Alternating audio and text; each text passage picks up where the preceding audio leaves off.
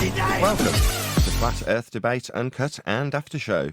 I'm your host Nathan Oakley, and if you are new to this channel, or you've not done so already, then be sure to subscribe, hit the bell notification icon and join button if you'd like to become a Nathan Oakley 1980 channel member and keep up to date with the Flat Earth Debate.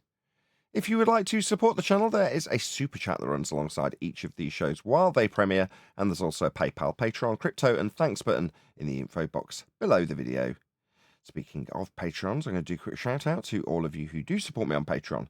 So a massive shout out of thanks and appreciation to Moon Harvest, Amish Earther, Naughty Thumbnails, Mitch Kennedy, Original D-Rose, Rod, The Name's Burley, Twad Wazzle, Jason Hornsby, Christoph Fournier, Flat Earth Travolta, J Mel's 24, Unimento, M Iron 26, Endless, Flat Earth Sage, Goldie McKinnon, Retro Bill, More Books, Fibre Oats, Michael Kahn, John Kays, Patrick Gunnels, Banter, Mel B Styles, Hairy Blade, Mobile Mac 777, Rob W, Reese Pound, Del West Watson, Maria Nealands, Unbelievable Productions, Blue Ridge Ranger, Abraham Mohammed, Skeptic 936, Life is Short, Texas Mike, Tina Baker, David Wayne Foster, and Dank.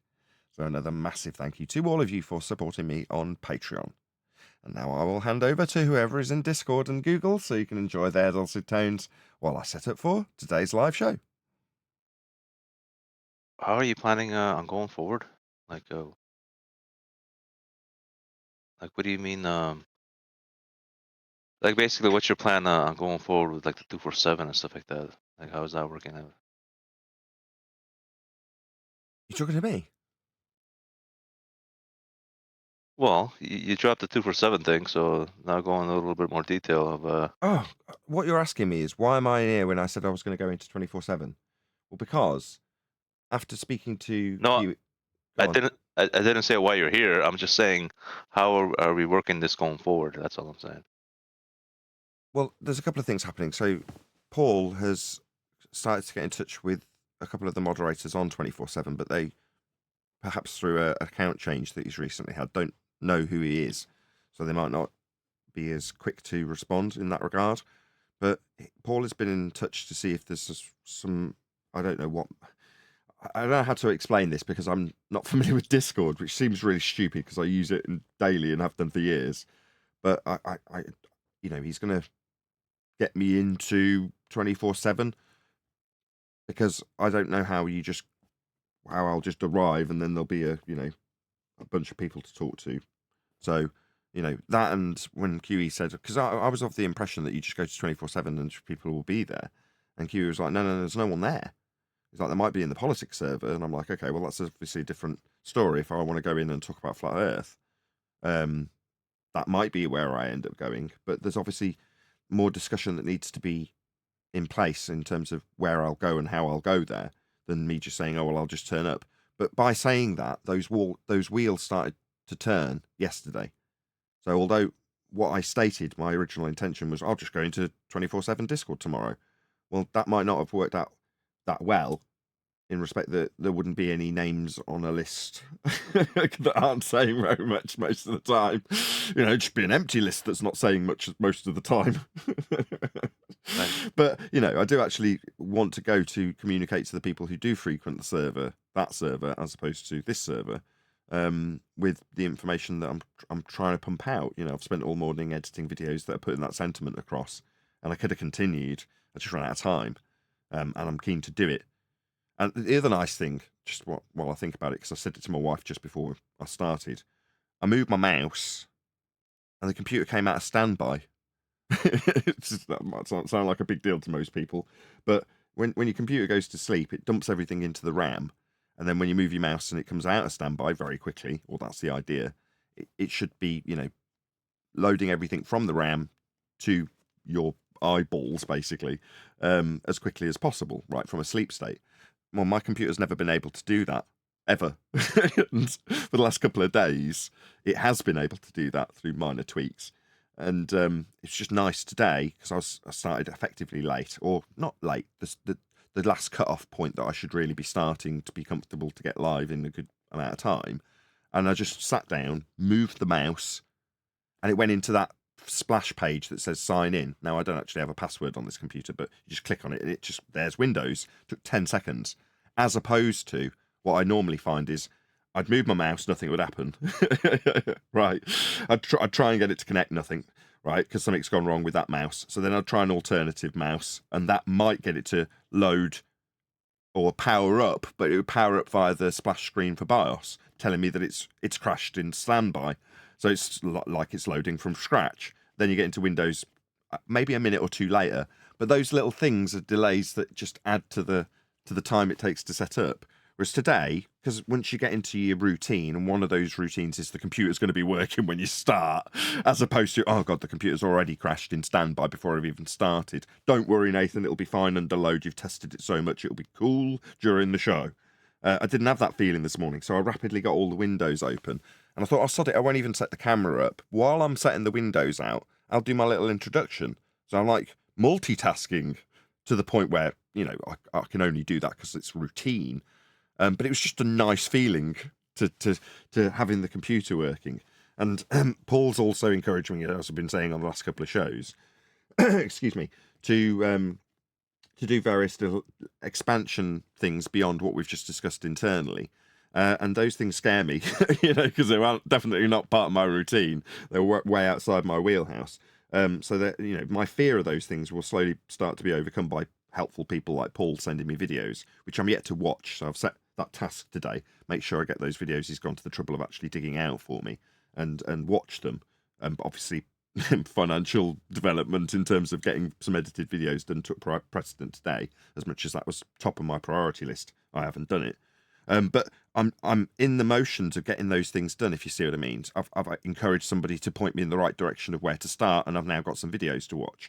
I've asked or suggested that I'm just going to go into 24/7, and now people are, again, the same gentleman in this instance, Paul, has gone to the effort of starting to open lines of communication through a server and a means that I wouldn't even know how to contact somebody in that server. I probably wouldn't know how to join it correctly. You know what I mean? There's probably steps that you have to take to get in there and get a sticker or a badge or I don't know. I just don't know how this stuff works. But the people around me do, and they want me to do those things. And normally I've been shying away from them. And I might as well use Paul as the continued example. For him, it's probably quite off-putting, or that's not the right word. A bit of a letdown, let's just say, because you're all enthusiastic for somebody to do something that will help them, but they're like, oh, I'll get to that when I get to it, or whatever excuses I've offered up for those people. But now I'm starting to go back and pick up all those breadcrumbs that I know have been dropped, and you hope the people that were enthusiastic 6 to 8 to 12 months ago are still enthusiastic now. Or let's put it in a negative spin. People love negativity, don't they? There's a few little other breadcrumbs that are niggles. Like yesterday, do you remember? Were you here when I was going through what I would hope? Yeah, you were. What a mod would do. That's another little thing, because I've been preoccupied with various different stuff for the last year, all show related, just not in relation to expanding out the show or its reach or its audience or the material or anything in that regard. And those my lack of attention in that regard has meant that there's been a few little niggles about moderators and how the show is run, me and my attitude, other little things that have just gone unaddressed up until now that I can start addressing again, along with doing editing and hopefully making a bit more of a living, because I'm constantly slipping into the red at the moment, which isn't good. It's stressful.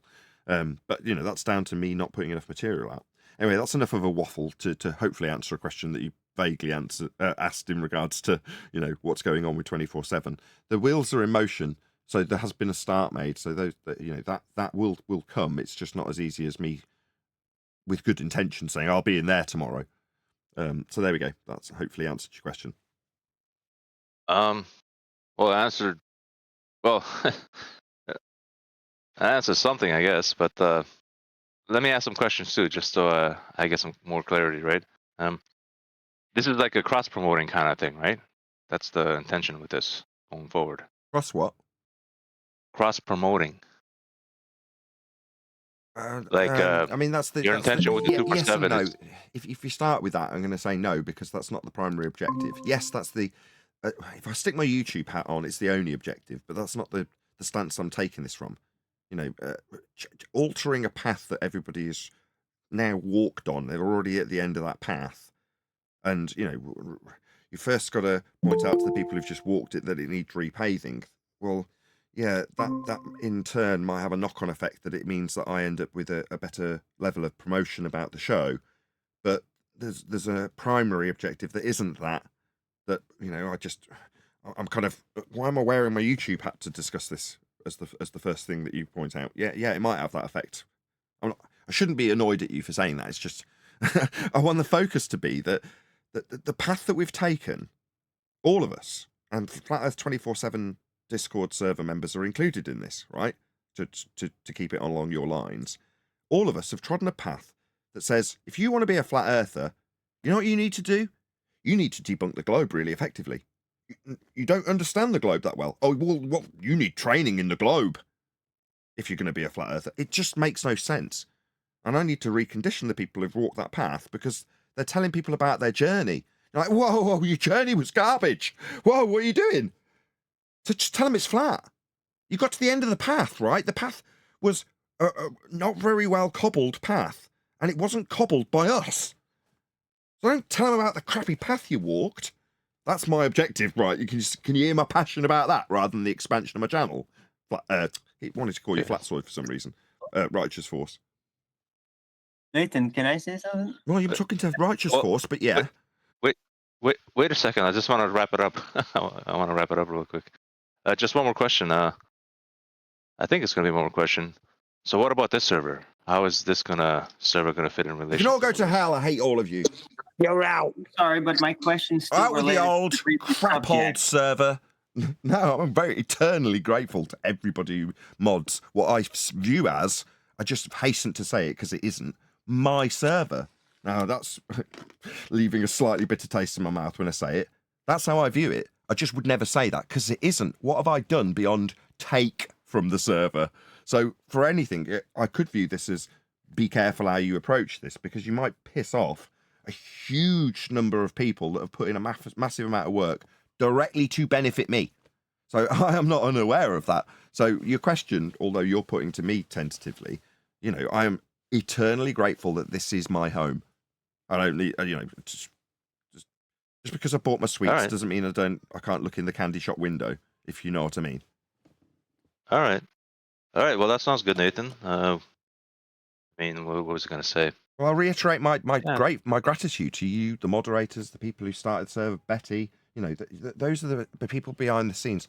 I was talking about John D the other day, just so it's taken away from you and less personal for you personally, Righteous, and what a big influence he is on us. Because he came up in conversation in one of the chats, and they're like, "Who's John D?"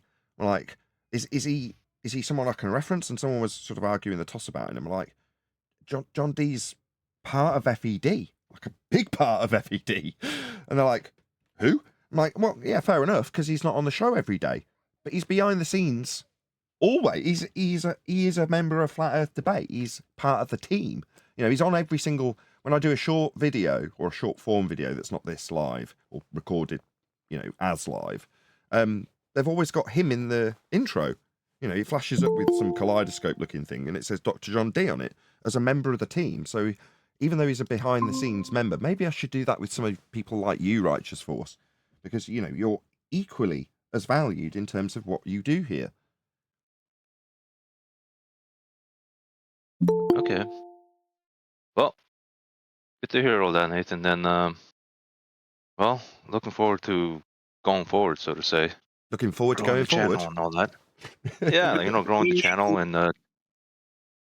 There's a bit of a difference though between like the FED team, everybody that's working on, including like Divergent Droid and all that, and the actual panelists, the ones that have the voice of the show. Why is there a difference other than them being the public face? How is that? How are they any less important, less valuable? I don't see your point, Arwin. In context of what I've just said, I especially don't see your point. Did I say that? I just said it's different. How so? Because we're the show. Because we're on it. Yes, beyond the obvious. Helping to make things different. I agree. We're different because we're the public-facing element. But without the network behind us, we would crumble into non-existence, Arwin. I would not have a show if it wasn't for that backbone. Would I? Oh, I get that. But I mean, it's still like you don't put every moderator in the title, kind of thing. But you're That's doing the the credits at the end of the movie when we've got a movie made about us. You know, you have the people doing the lighting, the key grips, and all that sort of stuff, and then you'll have moderators on Flat Earth Debate. Yeah, but do they come on the front page though with the premiere title, or do the main actors and the director get that? Well, the director, well, I would call that Betty. Sure, God, but she's on there. I bet she's tingling. And she is somebody that is what we like, do. Let me on just the get this show. out, Arwin. What we do typically, right, is belittle Betty, right, because of her stature and importance within what we do, and as one of the longest serving or longest standing flirfs, if you want. I'm nearly there. I'm nearly there. I know. So for once in a while, it's nice to acknowledge, because Betty does appear, and it can seem, oh, she's just a minor public-facing member. Well, no. Why does Betty come before QE on that little intro role I do? Well, because of her significance in the back office. In terms of what Betty represents and what she does, she's absolutely fundamental, instrumental, more important than me on so many levels. But you don't even know that. It's just how Betty occasionally makes that Dutch joke that I didn't like on Ballbusters or, you know, whatever. She's there on QE Live every week, so I mean, even though that's not FED, it's still part of this. But I mean, your classification is basically an FED team. She's one of the people that is keeping this network together so that we as a show can function, right? Still secondary, but I mean, she's also somebody that's literally a participant on the panel on QE Live, so that's still kind of like there. I don't know. It's a difference to the public. Yeah, you and her together is double Dutch. No. I mean, on the show. You said Yeah, both we Dutch, don't right? share shows. You might have noticed. What's that? We don't share shows. I'm saying when you said both on Ballbusters, it's like a double Dutch. Geez, can you get that? It's a simple joke. Okay, well, anyway, I want to preempt you guys in terms of what I cover on what I want to cover on today's live show, if that's good with you guys. You're all attentive. I've got all your attention because I don't, especially you, Owen. I'm glad you're here. I don't know why you've not had a live show. Because it was just too late to start another one. But I still had this question because when I came in here, you were talking about explaining how the ball doesn't work. Well, look, I think that is still functional. It's just, how are you going to do it? You know, if that is all you do and you literally don't explain how the Earth is measured flat and how the model is made based off of flat Earth, then it's just useless. But if you use it as a two-component type of glue situation, and you do give those arguments how it's measured flat, then it's actually ideal because it does rebut the impending ideas from ballers that are going to be triggered and have their responses, their typical responses. And that's what that's good for, right? But I mean, David Weiss, what we reviewed yesterday, he messed up because that was the only thing he did, and then he didn't put the flat Earth works next to it. And that's just stupid. Right. But I think that debunking the globe definitely is a big component of being. Maybe it was at one time, not no more. I don't think. No, I think we've gone past it. It is still a big component, and I incorporated that into some of the shorter form factor videos that I've released today. One of which is members only, which reminds me, Arwin, I don't know if you are a member of this channel still, but I did a video. I think so. Say again. I think so. I think I recently got a membership. If you would be so kind, can you watch yesterday's pre-show? Because what I did was I went through. This isn't directed at you specifically; it's directed at moderators. So I actually, when you listen back, it might sound like I'm directing it at Righteous Force, because he was the only one around at the time that was a moderator that I could use as an example. So if you just try and ignore the fact that it's directed at Righteous Force and just picture that it's directed at you. I mean, I can just have a little nag at you personally now, if you like, in terms of your moderation and your constant argument with other moderators and shit, but I'd rather you just went and recontextualise what I told Righteous from yesterday's show. it's again not to you personally. It's just because I want all moderators to at least get a vague idea of how I would moderate. That's how I phrased it. So this is how I would do things, because and this is directed at you because you do fall out with other moderators. Yeah, I just want a little bit of cohesion in terms of, you know, in other words, let's just ask a question directly. Can you put a wrap on that? Just so that, because specific reason I'm asking you to put a wrap on your, you know, perhaps disagreements with other moderators, regardless of how right or wrong. And I'm not giving you any examples. What are you talking about? Just hear me out. Oh. Just hear me out. It's because the trolls who see that, if there is a disagreement between mods, just use it as leverage. So I'm asking you specifically, without any specific examples, if you want to ask me offline about them, you know you're a disagreeable person, Arwin, so I shouldn't have to give you examples. Just accept what I'm saying and say, please, can you put a lid on it, simply because you're a moderator. So out of respect to the general public and us as a panel and the moderation team, not just Discord, but also the people with the blue wrenches in YouTube, can you specifically put a wrap on the dissension that might be caused between a disagreement you have with potentially another mod who was also a YouTuber? I have absolutely no idea what you're talking about. Well, watch Well, yesterday's come on, show and you Alan. will. Now, it'll be everyone else. Just try and let Arwin and I talk. If you're bullying somebody, that isn't nefarious, in my opinion. That's the only issues I've ever had. You've had plenty of issues, and I'm not giving you an example. I'm not saying that something's happening now that you need to address. That's not what I'm doing. I'm saying in general terms. Arwin, would you tell me now, hand on heart, you are not a disagreeable person and haven't had fallings out with moderators who are also videographers on this channel? Well, I just explained how I did.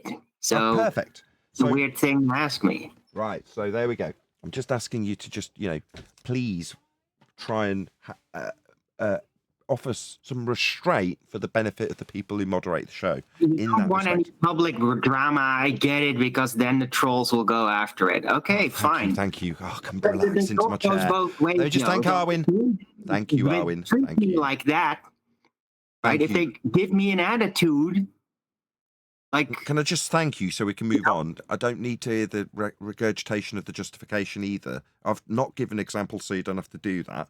And I just want to thank you because you've acknowledged verbally that you understand what I'm saying. That's all I needed, and I can relax into my chair now you've done it. Thank you, Arwin. I am grateful. but just so you know, I've been holding back enormously for like years. What do you want? Thanks in advance? Anyway, can you watch yesterday's show? I've been dealing with these issues probably more intensively than you have, because Okay, Arwin, you're missing my point. I don't want to get into the issues. I'm trying desperately not to get into the issues, but you desperately want to force it into something that is specific to an issue you've had. And I'm saying generally, I'm trying to appeal to the moderators to just put a lid on it in general. But because you're here and I can talk to you, and you are a moderator, and you're a good example because you're generally quite disagreeable and you damn well know it, can't you just say, yeah, okay, I can try and keep doing as I've just suggested I'm doing anyway? Can't you just, rather than getting into examples about these disagreements? I'm not giving you examples. I'm just saying, hey, I'm already there. I'd like some recognition for having to deal with this. Personally, my wife says even when you're asking Arwin to put a lid on being so disagreeable with other moderators, he's disagreeable in your attempt to tell him that. That's what my wife just said as she walked out of the room. No, I disagree with that. You're disagreeable. No, maybe I agree. I don't know. Yeah, okay. You're not the chat police. He is the chat police. That's the point, bloody hell, Neil. But out. He is the chat police. That's the point. And I'm asking him as the Not chat against police. the moderators. Oh, thanks, Neil. I'm so close to making this a round-outable point, but there we go. It's dragged on for 10 minutes. This is Arwin, but you're making it 20 minutes. Thank you so much. I leave it all alone mostly, because you just do it the way you want to do anyway, and if you want to make it personal, then you just do that anyway, and you're very good at making excuses, even for each other.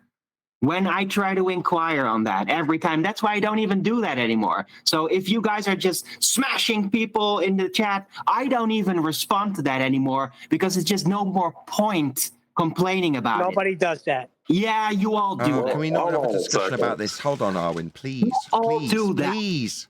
You do, Please, can I Neil. just get an affirmation that you'll watch yesterday's show so you can get my I haven't views timed without... anybody in ages. Neil, please, I'm so desperately trying to round out this sodding point, but you just won't let me. Arwin, all I'm asking you to do is watch yesterday's show about my views on how I would moderate with Righteous Force as the example. If I'd have used you to try and do this yesterday, my God, it would have been an hour. It's about 10 minutes. That's it. Fine. Thank you. Is it basically summarized as you're my moderators, stop fighting? No, that's just one tiny aspect. No, there's far more to it. There's me saying, you know, if this person's come in and they're just immediately bolshy, don't immediately ban them. Maybe check what their channel is, see if they've a sock account that's come back from being banned 25 seconds ago because they've only just made the account, or made it a month ago and they've got 25 of them. Or they've got a reasonable following because they've got 1,000 people who are subscribed because they're a videographer. Then just tentatively tell them that we don't do that here. And then if they don't take the warning, threaten them with a timeout. And if they still don't take the warning, maybe give them a 10-second timeout. There's lots of detail in there. It's not aimed at Arwin. Had it have been, I'd have never have got it so concise. Fortunately, it was with Righteous, so I got to the end without constant interruption. But go ahead, John. No, I ain't saying it's aimed at Arwen. I'm saying I was just asking what the general gist of. So you're just telling people who are your moderators how you want to be represented by your moderators. Not even That's that. all that 10 minutes Close, is about. but not quite. How I would do it, because even in the face of if they did something entirely the opposite of what I've suggested I would do, I trust them. So if push came to shove, even if deep down actually I don't agree, I would still back them, as much as that might sound, oh, that's wrong. No. I trust them, and therefore on the spot I'd have to side with them, and they might come back to me afterwards and I might have to eat a humble pie because it turns out they were just bloody wrong. But on the spot, my trust in my mods is always going to mean that I trust their judgment in that moment, regardless. I haven't heard a single thing about it. I automatically trust Arwin did the right thing in that moment because I trust him. But what I would do might differ from what they would do. It's just a suggestion in that particular video for how I think the mods should behave. One aspect is, please stop fighting amongst yourselves. That is one aspect, John, yes. Well, no, what I was saying, because like if I get a lawyer to represent me, he's not going to do the things that I would do if I were speaking on my behalf. That's why you would get a lawyer, right? But the lawyer is representing you, and if you have feedback about what you don't want them to do, that's what you're addressing, right? Exactly. Good summary. Well, wait a second. If you trust your moderators and I time somebody out, I should not be questioned by another moderator. That's all. Not publicly, according to Nathan. Correct. Want to talk to me on the side? Fine. Oh, is that what you've been doing? I question you having a spanner sometimes, Neil. I actually haven't. You could even take my wrench. I'm just joking. Go. So, and I'm just saying, if you trust us, then we should never be questioned. If Righteous times somebody out, I shouldn't question him. If Paula does something, I shouldn't question her. If the Virgin Droid does it, I shouldn't say to him, why are you doing that? You're inviting abuse of power like that, though. Yeah. Yeah, it is. But one of those abuses of power will generally, I don't want to say it will always, but will generally come back to me. People moan. It's not like these things. When I say they are the police, there's a good comparison to be drawn. Can the police be corrupt? Can they abuse their power? Yeah, they can. That's why I made a point of saying to Neil, no. He is, in this example, Arwin, the chat police. That's what it is. But that has a certain level of respect, authority, that you should try and command rather than, heckling each other for the decisions you've made with a perceived abuse of power. These sorts of things just are too much for something that's just as simple as a chat stream going by with someone coming in. Oh, you're an idiot, Neil. We don't do that here, please. And then you go and look at their account while they continue to spam abuse, and you say, "Oh, one subscriber been here for a month.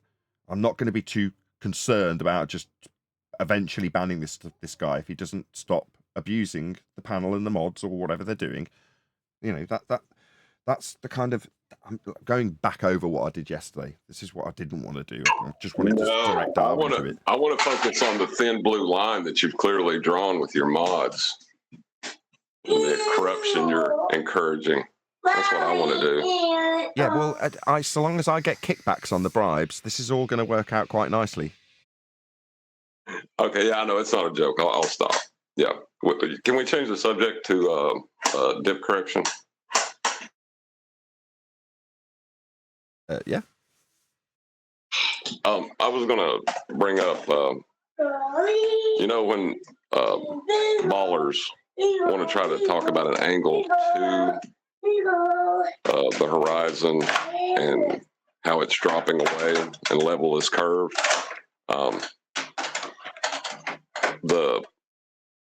I don't think they realize there is no dip to correct for if the level is curving.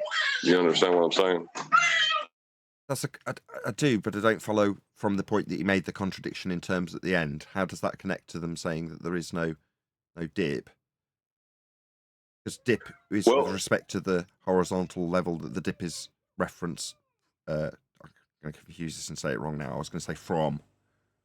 No, it is from, isn't it? You're referencing the horizontal plane when you're trying to correct to the horizontal plane. That's correct, to do dip.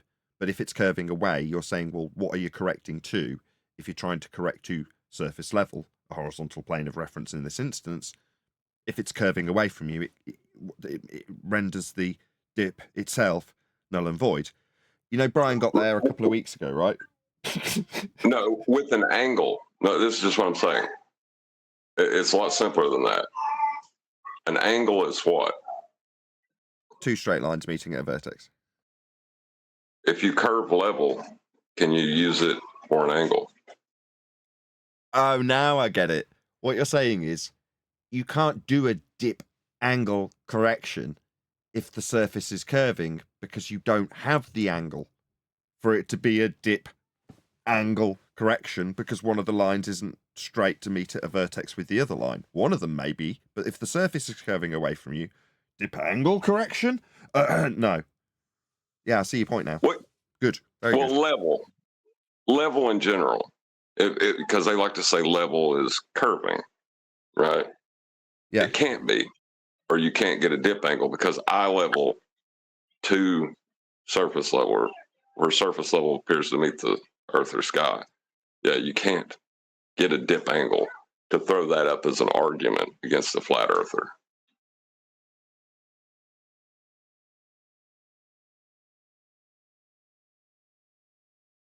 Yeah. Very eloquent.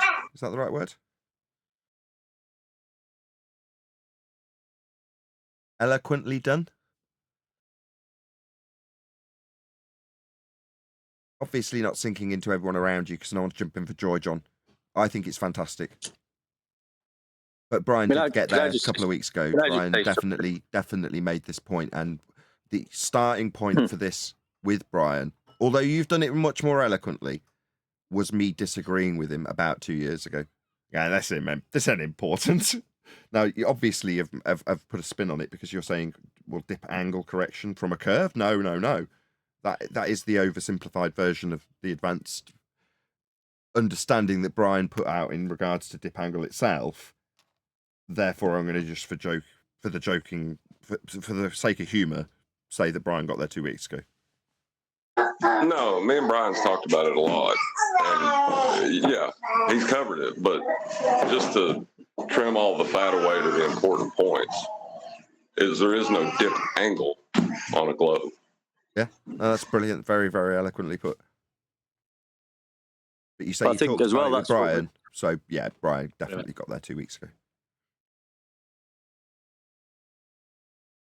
Go on one day. I'm just trying to spark a conversation. I don't know. I'm just moving it away. I know, but I spend so much time belittling Brian. Occasionally, I have to build him up. He's not here, is he? Better not be.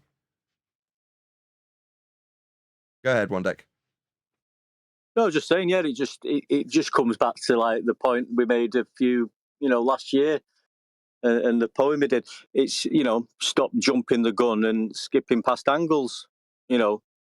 That's what they was trying to do, get to this dip correction and get us talking about dip, where they've already taken the angle in the first instance. So stop jumping the gun and skipping past the angle. You got a poem about that, haven't you? I have, but not to hand at the moment. Fair enough. Well, I've got a little short poem if you want to listen to that one. I'd love to. Everyone on the panel and on Discord, please keep up yourselves on mute just for a few moments. Go ahead. It's only a short one. It's called Horizontal Horizon. Horizontal horizon, exposing the mean sea level. A nail in the coffin for the curved sea devil. Horizontal horizon, leveling up the sea. No curves in sight, not for me and thee. Drop over distance, none from left to right. Horizontal horizon, straight and level right. Horizontal horizon, she tells no lies. Just look at how mean sea level horizontally meets the sky. Epic. I thought that was going to go badly at the end when you were talking about the horizontally meeting. That I was like, if he says eye level now, I'm going to kill him. Also, by the way, there's a One Deck section, the Discord section. So if you want to see all the past One Deck poems, I think that they're called poems or something. Or Ooh, get you One Deck. You got your own section. but yeah, I only got two. I think there's only a couple in it. I'll put some more in it and get it filled up. Put them all Not in done there. any for a while.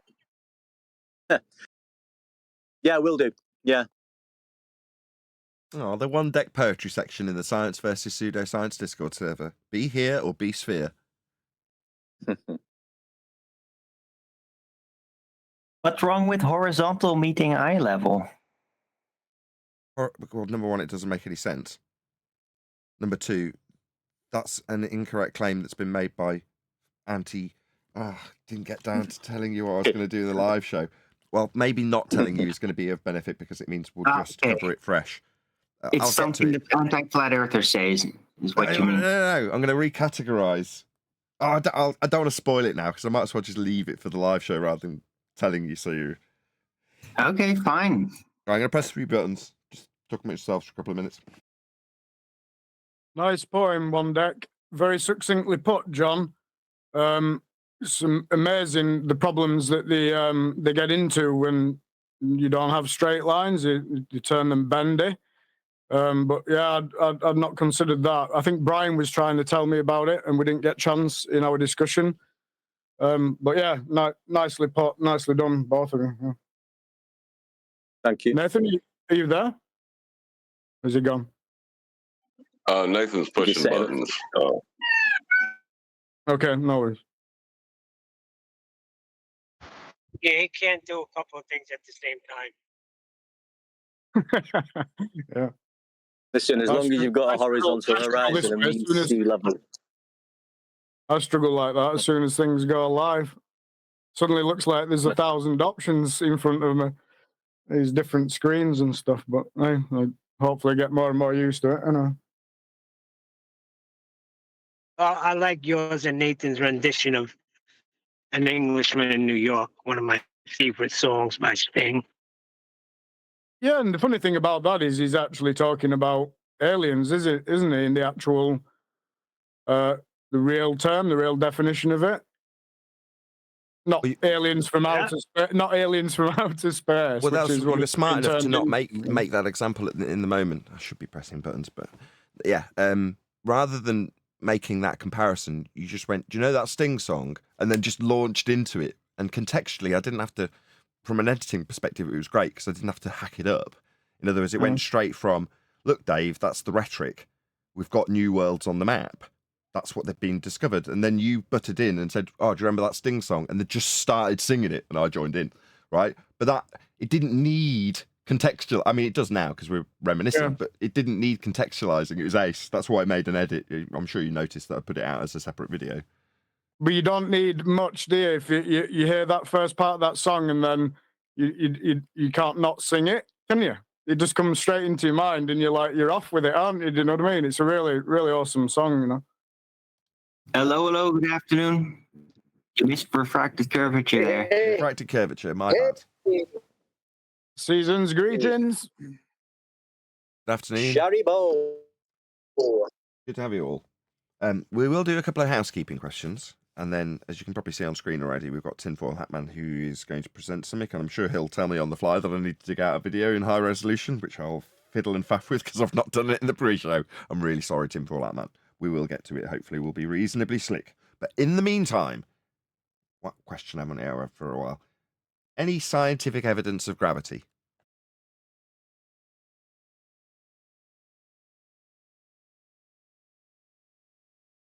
Well, you need to be observing some sort of a natural phenomena in the first instance.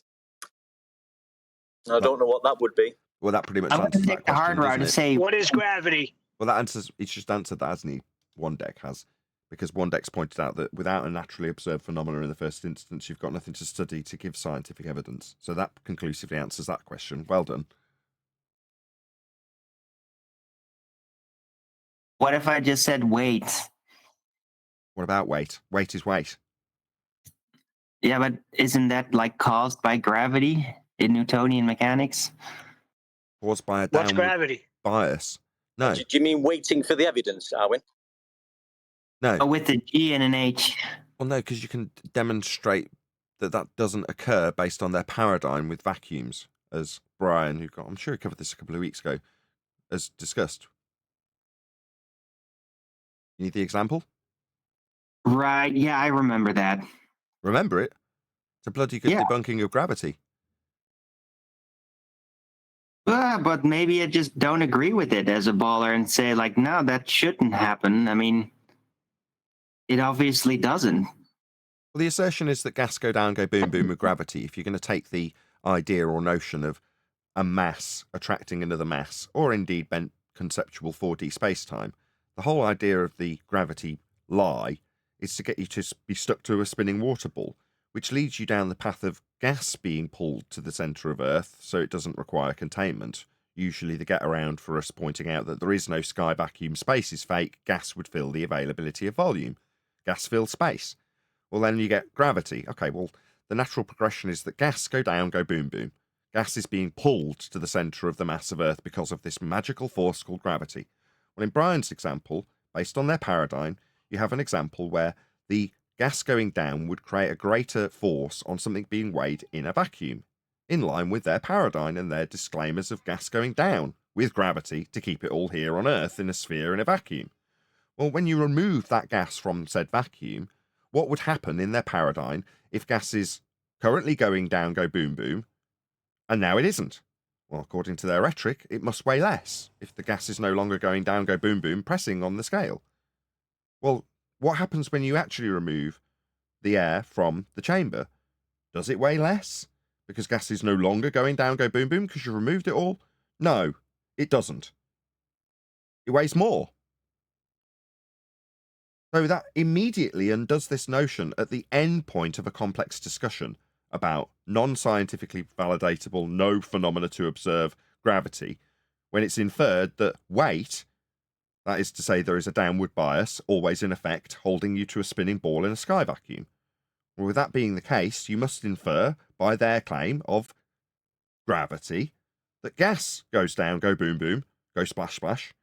We've got puddles of this stuff holding onto a sphere in a sky vacuum, violating a law of nature, entropy. Hope that answers your question, Art. But downward is in respect to an inertial plane. So Here we go. Yes, indeed. how are you going to get being pulled to the center of something and something like weight, which follows a vector with respect to an inertial plane. How are you going to connect those?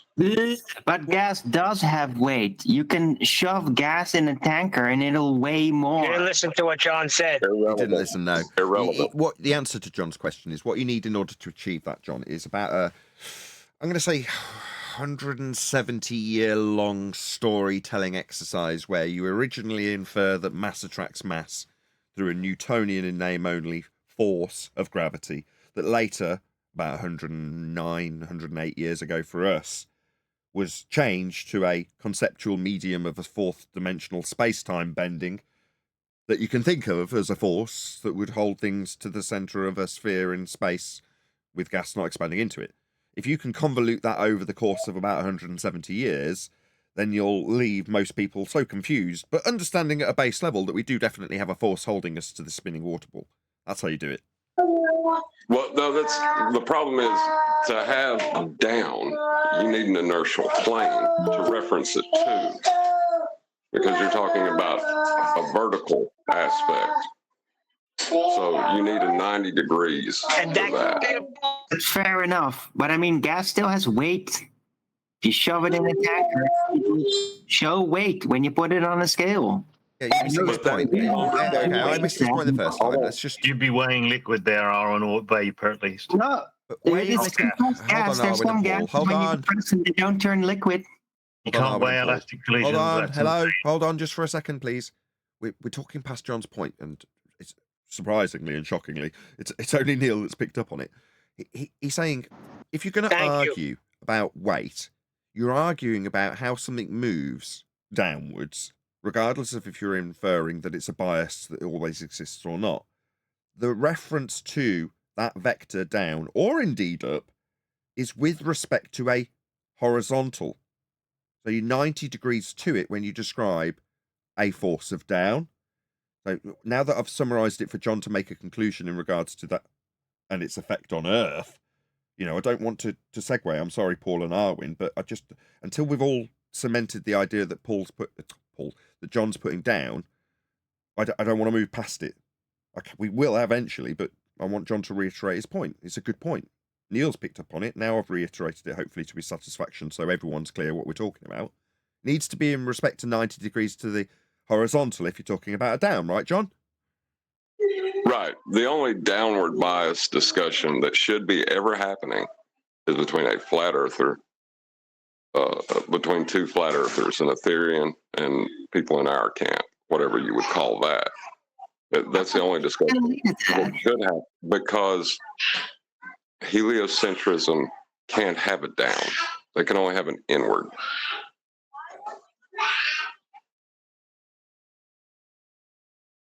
Bravo. Any more comment on gravity? Yeah, I still think gas does have weight. It does, and maybe sure it goes down to a flat plane. But I mean, then I can pull in the nonsense and I can be interrupted, of course, as I attempt to lay down my explanation that I haven't really given enough information as to for you to figure out what I'm even talking about yet. We didn't hear it because Neil interrupted most of it. Just wait till the end of it, Once you say flat plane, hold on. Once you say flat plane, your ball's gone. You don't even know what I'm trying to do. No, we don't. Right? That's usually the case. I've just been swarmed with people, and I have been for a while, continually try to assert to me that gas has weight, and they do it through this thing. You push gas in a tank, it'll have weight, right? Now, of course, that weight's not proportional to any molecular weight. It's not useful information that you can use somehow, like in the metric system or whatever, but it is a reading of a scale, and their minds is blown about this. They think they have an argument with this, and that they think that means gas has weight. There's a lot of people out there. Yes, fine. I accept that. And John's response that's been walked past again is to say that the only people that should be debating this are the groups that have a horizontal plane to reference. If you're going to describe, let's compare it to something else. If you're going to compare the Atmo at various different heights, and you're going to ascribe, I don't know, a dielectric field to it. Well, in terms of the height, you can only describe that height with reference to what John's just described at 90 degrees, the horizontal. Well, we can debate that with an Ethereum, but can we debate it with a globe head? No, we can't. They don't have a horizontal reference, do they? They have an in, as John pointed out. I don't know why everyone's walking past your points over the last month or two. Yeah, John. but I mean, ballers technically fix that very easily. It's just like, yeah, you just bend it in their mind like everything else. I mean, yeah, it's on a flat plane. Well, that flat plane's wrapped around a ball, like everything. So to them, Nobody's it's not a walking big deal. past it. It's just really warped. That's all. Okay, enough about gravity. We can do a different housekeeping. It's not a question, it's just a housekeeping issue. So, if you happen to be a moderator of mine and you are a member, then I've delayed this so it's tomorrow. I think the show comes out on my second channel if you're not a member. But if you are and you're a mod, please go and watch yesterday's pre-show. So what are we on today? 2015. So it's 2014 Uncut and After Show, which is currently available for members. Because in that pre-show, I went through the steps of what I perceive to be good moderation on the Nathan Oakley 1980 channel, or indeed Nathan Oakley channel, if that's where you moderate for me. And first and foremost, I'm extremely grateful to all of those who, for free, put in their efforts to make this a good platform. First of all, thank you, including Arwin. So you can also listen to today's pre-show where Arwin was awkward about it and dragged it out of it, but that's Arwin, which is slightly disagreeable, and that was kind of the point I was making with him on today's show. But in terms of just a concise rendition of what I believe to be the right way and the wrong way to moderate, then I've discussed it on yesterday's show, and I wanted to draw people's attention to that as it will be coming out I think it's either tomorrow or the day after. That's Friday this week on the second channel if you happen to not be a member moderator. Anyway, that's just something I wanted to draw as a housekeeping aspect, and I can only really do it live to make it relevant to the moment so that people know that that's been done. So that's that, and that's going to be housekeeping for today. So only one question, gravity is going to be it, unfortunately. But what I am going to do, which is going to be a bit of fun, hopefully, and then we'll get on to Tinfoil Hat Man, is a bit of categorization. So we're going to we're going to ascribe some descriptions of people and their behaviors to groups. So we're going to be not necessarily stereotyping, but giving a description of sort of categories of people that are in this field that we deal with that is fondly called Flat Earth. Now, I'm going to start with one that's easy for us to all understand, which is a globe believer. So if I say globe believer to you, open brackets, normie, most people know what I'm talking about. They're not talking about somebody who comes and fights with us. They're just talking about your sister, your brother, your father, your cousin, the guy who isn't anywhere near this subject, that just knows because he's been through the average Western world school system that he's on a sphere because he knows it. That's your average globe believer. Category 1. Now, this also, I've put this into a specific order, so there is an intent to the order that I'm going to give you here, because it's the order that you'll find information on YouTube. That is to say that for that guy, if you are to type into a YouTube search something with a question about, I don't know, how Jupiter works, the first search result, the priority, would be given to a general normie.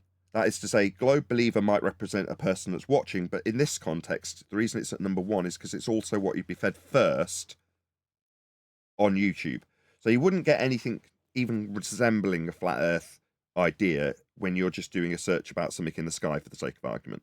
You'll just find the 20 million subscribed guy that's talking about how your general school taught rhetoric with a frame that is heliocentric around it. And he's not doing it because he's trying to punt heliocentrism as his belief. It's just what he knows to be the truth, and therefore that's what you'll find first on the searches. Okay, so what comes up next if you're more specific in your search and you want to maybe find your way to this subject for whatever means or whatever search you put in? Well, the next thing you find on the list is an anti-flat earther. Now, again, if you're a regular on the show or watching the show regularly, you'll know precisely what I mean when I go to number 2 on the list, which is anti-flat earther. That's what you're fed next on the list. Now, if I give you a few names so that you're familiar with who we're talking about your Dave McKeegans, your Simon Dans, your Professor Dave Explains. Those are your anti-flat earthers, okay? So that's what you'll be fed next, were you to, I don't know, search for flat earth. That's what you get. Basically, a fundy globe zealot. That's what that category is. So category 2, anti-flat earther, basically a fundy a globe zealot, a religious fundamentalist who has a globe belief that opposes flat Earth. So that's that category. Number 3 on the list. Now, this is going to be a slight deviation from what you might expect, and a new category. An anti-glober. Now, bear with me, because this category is actually flurf. This is old school flat earther is what I'm recategorizing as actually anti-glober. Now, I'm sorry to do this to you, Dave Weiss, but you're the reason for this. I don't know if it's going to get your namesake, but anti-glober is as a direct consequence of the processing in my mind as a result of Dave's performance when we critiqued him yesterday. So again, check out yesterday's show if you want to know what I'm talking about. But what Dave does is go through endless cycling of heliocentric claims, followed by his professing that it's wrong or stupid or whatever, yeah? But it's always globe rhetoric and how globe doesn't work. Well, that's an anti-glober. What we used to call flat Earth, old school flat Earth, right?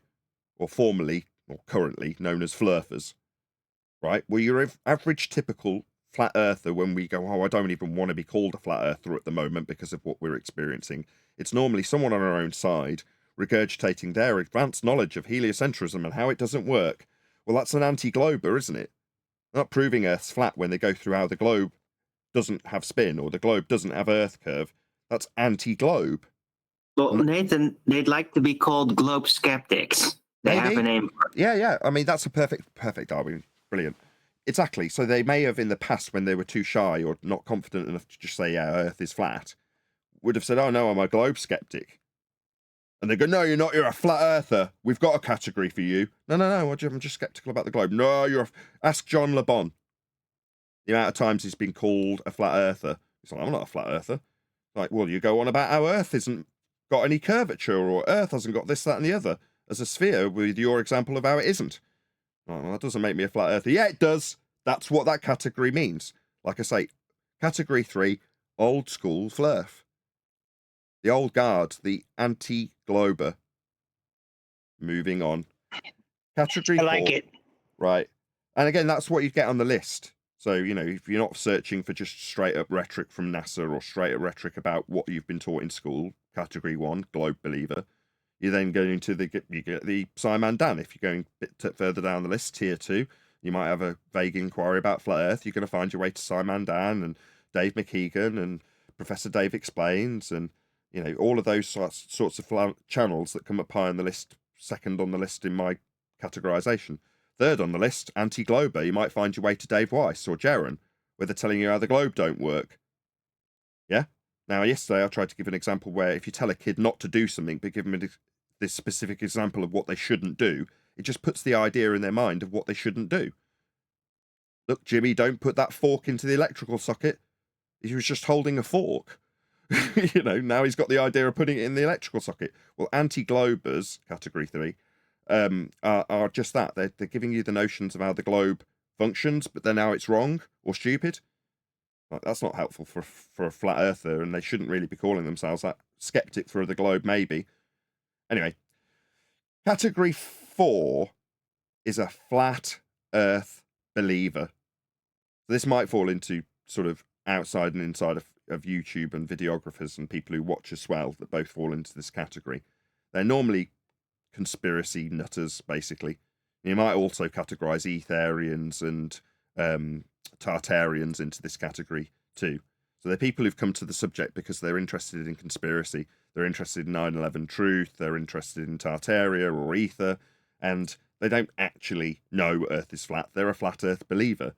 They're the mass of what we call flat earthers. Yeah. So they're not really well versed in globe rhetoric. They're not category 3. They're not like Dave Weiss. They just think that maybe we've got free energy because they've heard that from Dave Weiss, and also think that there's been mud floods and that, 9/11 was an inside job, or whatever it is that they believe in, that they've read a lot about and had lots of various different information about conspiracy, including flat Earth with all the garbage and feast and nonsense. So that's what you Churches had get. free energy. You got it. So that's what I'm putting in category 4, a flat Earth believer. You're getting closer to category 5, which is us. Now, this is tentative, but we've got people in our arena that are giving themselves titles.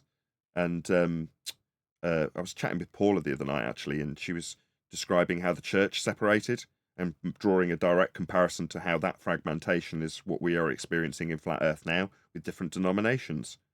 You know, I don't have to list them all for everyone to appreciate what I'm saying.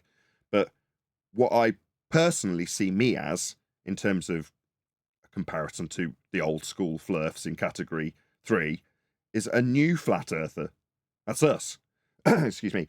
So a new flat earther, as in someone that actually appreciates that Earth is measured flat. They come from their argumentation standpoint from the position of Earth being measured flat and how it's useful because it's flat, or how it's used flat. Well, that's us, new flat earther. That is the only word I could come up with that distinguishes ourselves from the old school guard, the old flirfs, the old FE, what I've now recategorized as an anti-glober. Well, I categorize it flat Earth generation too, because it is like it's an evolution. It's just we It's a bit further too- developed. We bit too- further developed the very roots, basically. The old guard didn't do that. What about Flat Earth Noah? Whatever, I'm just putting it into the category just so it's easy to remember on this list. So new flat earther is just a way of saying that for me, we're coming up on the new year, which is just a useful way of marking something. And what I want going into 2024 is a change in terms of how we approach this subject for the benefit of the people who come. Now, when we started, let's just use Adam, Arwin, and who else is on the panel? Let's just use Arwin and myself and Adam. Right, we've been here almost 10 years. So there is a good chunk of people who are now into getting mortgages, having families, that were spotty little teenagers when we started and had absolutely no interest in the subject whatever. They're still being brainwashed in the schools. We've got a whole new generation of people, right? So when Mark Sargent comes out with the statistics about how many people have been opened up to this idea or would put on a survey that they're actually a flat earther, and the numbers are beyond margin of error, you're like, oh, okay. Although I don't necessarily trust statistics, you're like, oh, it's interesting that more and more surveys pop up where people are willing to express their belief in a flat earth. And that's how it's phrased and that's how it's surveyed. Because that's where we've left off in 2023. And I want to move into 2024 with that not being the case. With what I call a new flat earther saying, yeah, it's measured flat. Oh, what's that? I need to get into a wrangle-dangle with you about how you say your belief in your globe works. I've no interest. But I've got to learn how it works. I've got to be really good at debunking your positive affirmation that you've not proven. I don't need to. As a flat earther, I prove Earth's flat. Now, we, if push came to shove, could be on a debate, as we do basically all day, every day, and still be able to take apart a base level, any heliocentric claim, and in fact twist it into how they've used a flat earth in the first instance. That's where we're at. But I don't want anybody coming to this subject moving forward into 2024 to not know the moment they get here that it's proven flat, measured flat, used flat, built on flat, navigated flat, obviously and observably flat. If they don't know that from the moment they get here, then we're doing something wrong. By the way, Nathan, I was wondering, what's the year 2024 going to be about? Is it going to be about the year of the angle? The year of a measured flat earth, a utilised told flat you. earth, a referenced flat earth. An earth that's flat is what we've got in 2024, not how Earth is not a sphere. Not every single flat earther publishing videos about space debunked, globe debunked, Earth curve debunked. I'm sick of it. I want to turn my back on it. I turned my back on NASA successfully, and I managed to not convince or wrangle dangle, but managed to have people alongside me that were of a similar mindset. You've established that they are liars. So you don't. We joked about it yesterday. Oh, NASA said that they rang the moon like a bell, right? Yeah, we've turned our back on that nonsense. We'll occasionally joke about it as a distant memory of someone that we used to know. like that. But we don't negotiate want on. to give them too much attention, right? Because that'll just distract it back into that super nonsense. Yeah, they want you to be arguing about their paradigm. And when you're well and truly in it, with NASA in mind, you can't but help argue within their paradigm. Put up pictures, their pretty pictures of the globe, helping and assisting in their brainwashing. We all, us here now, on these panels, I can't speak for everyone in Discord, but for the most part, and I know for certain everybody who's on this panel now, has successfully turned their back on NASA. We're not interested in their lies anymore, and that's how it should be. Once you identify someone as a lying crap, you turn your back on them because you can't trust anything they say. Well, why don't we extend that to the globe? We don't need to know about how it doesn't work. If you're turning your back on a cult, you don't suddenly have everyone around you tell you how you need to really educate yourself on how that cult worked so you can explain to others how it doesn't. Just turn your back. We can do that with the globe now, and that's what I want in 2024. We're just people that accept reality for what it is. You can argue with me all day if you happen to ask my view on the nature of our reality, and I tell you I know it's measured flat. That what about this and what about that? And I can just shrug my shoulders and go, look, man, it's all well and good for you to try and peddle your belief to me, but I don't want it. You know, you trying to convince me that I need to tell you how it is flat. I don't have to. Oh, right, you believe it's a sphere. Good for you. You know, we, moving into 24, should have the confidence where the people we discussed earlier on the list that Arwin said were globe skeptics, what I've called anti-globers, right? Those anti-globers didn't have the confidence to tell the person they were speaking to that Earth is flat. Because they did Correct. not know, did they? No, it's not even that. It's worse. It's that they don't want to be associated with the stigma that comes with it, with the anti-programming against flat Earth. People that are globe skeptics are mostly globe skeptics because they're afraid to be seen as flat earthers. Exactly. Literally that. It's worse. That's exactly what I meant when I said they don't have the confidence. Yeah, loud and proud, flat earther. Well, Yeah, me too. I'm totally like, oh, really? The conditioning? Yeah, no, I am a flat earther. Yeah. And I'm going to show you that all that entire conditioning is all nonsense. But we've been conditioned and brainwashed to believe that we will be ridiculed.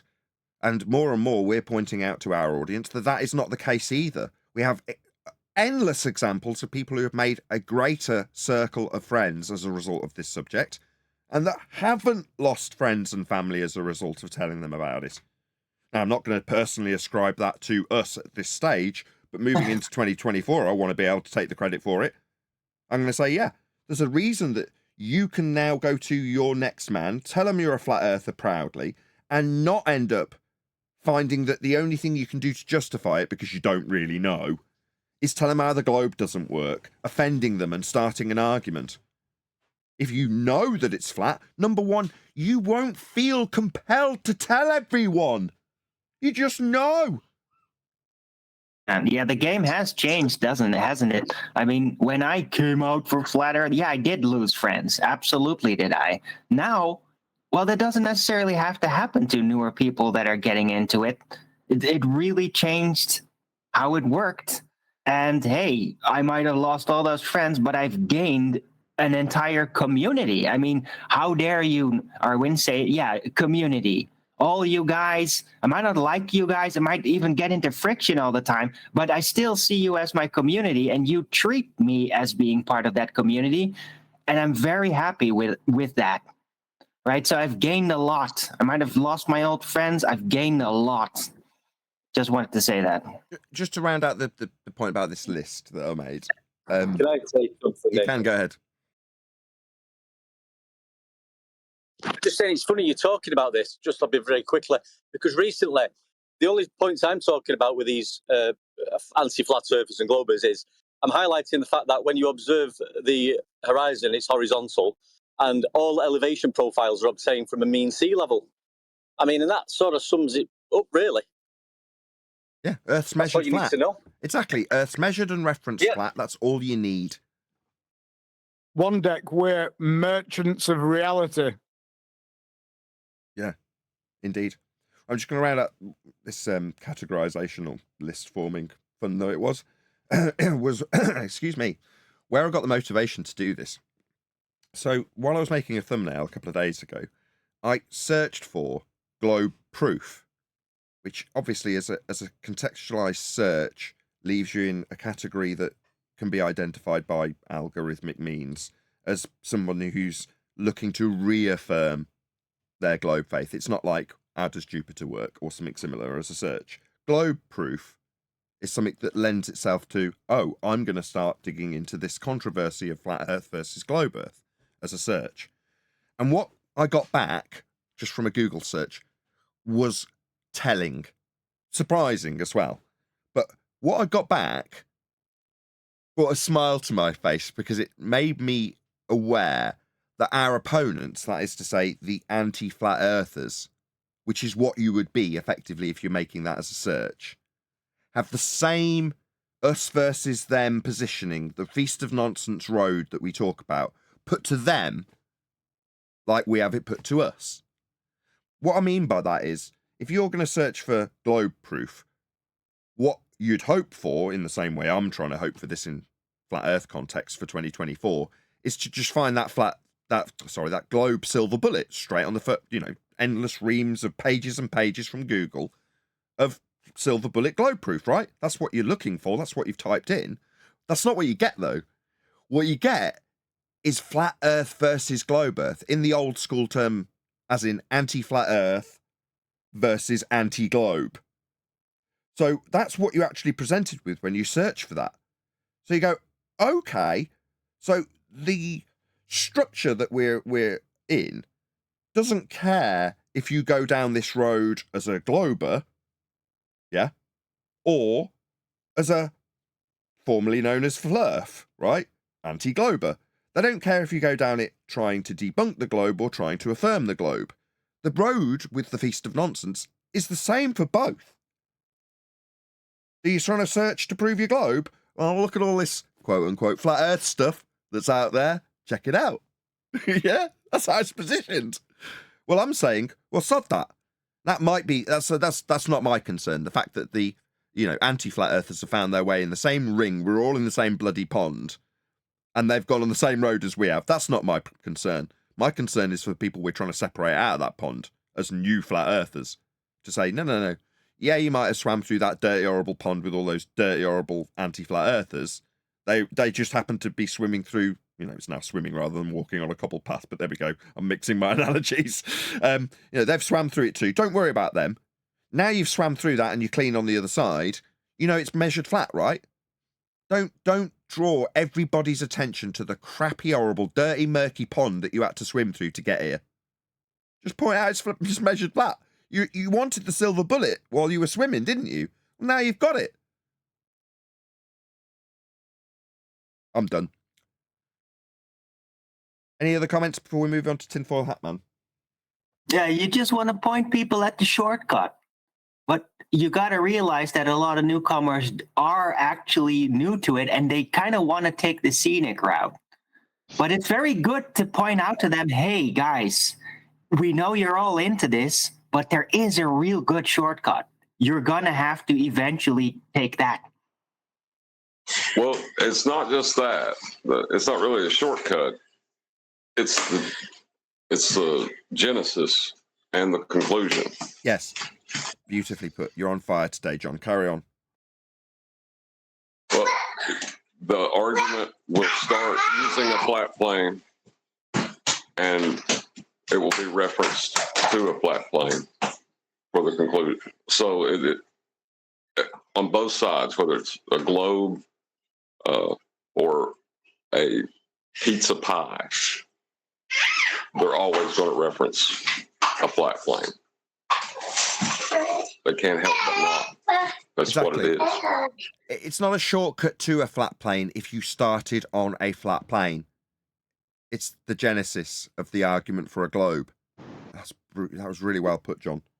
It's the fundamentals, isn't it? It's the fundamentals. Yeah, the genesis is the right word. Okay. Any other comments? Full of beans.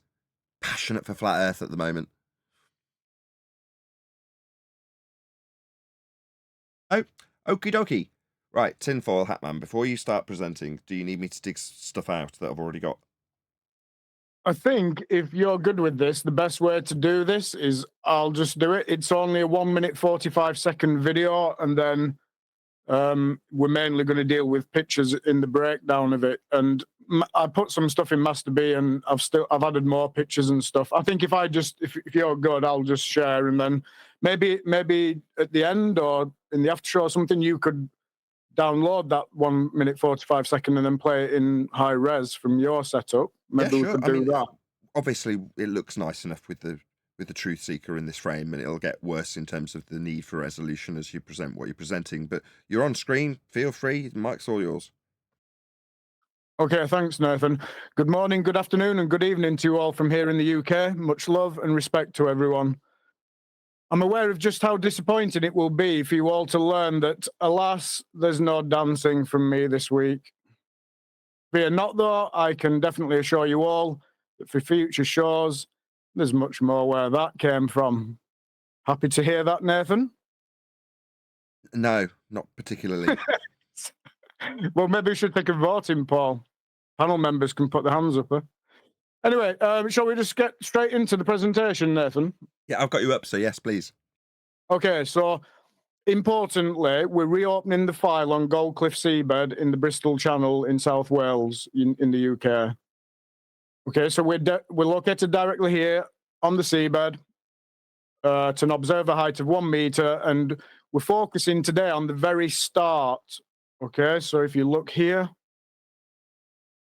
we're focusing on this very start here. Hopefully you can see my mouse. This is where we're going to be looking.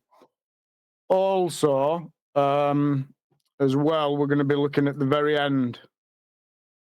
So we're going to be looking down here.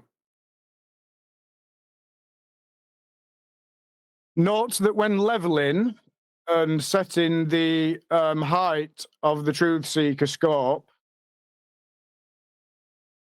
a plane of reference must be used in order to acquire this important data. Therefore, before we even look through the scope, Earth is provably and demonstrably flat. This simply could not work if we were referencing curved surfaces. So, what we'll do is, we'll play the 1 minute and 45-second video that actually is the precursor Before you do, to the first video when we looked at the trip. What I'm going to do, tinfoil hat man, is I'm going to do a quick call to action. So, for my own audience, as we're not sharing another video at the moment, please smash the share button and indeed like. I could give you the YouTube waffle about it helping us in the algorithm, which it does. But moreover, please share the show. There's almost 100 people watching. It's ticked over 100 a couple of times in this show already. But this is the main event. So yeah, please share the show if you've not done so already. Hopefully me asking you to do so has given you enough time to just hit that button once and then click go or whatever it is when you press the share button. But hopefully we'll get well over 100 people for this presentation. Go ahead, tinfoil hat man. I just wanted to do a quick call to action. No problem, Nathan. We'll just play the whole thing. It's only 1 minute 45 seconds. We can all just have a brief chat about stuff. Anybody can comment. And then what we're going to do is we're just going to go back. We're going to pause at 26 seconds and I'm going to break this down. Okay. So this, like I say, is the one, it begins just before the I think it was the second presentation, you know, the one with the train, Nathan? Yes. At 10 miles. So this is just 1 minute and 45 seconds just before that. So we're gonna break all this down. What you're looking at now here, we're just gonna go back to this and we're gonna break that section down. But hopefully you see that green truck. But this was just the precursor to getting all set up to do that full 36-minute 4K pan of the whole area. And so I was just familiarizing myself with, focusing and what was going on really. So yeah, it's only 1 minute 45 seconds long. We are looking at 10-mile distance. But like I say, I'm going to break this all down. Do you remember here? This is that mast and that building, and then we're coming to Seabank. But we're already 1 minute 11 into it. There's just 30 seconds left.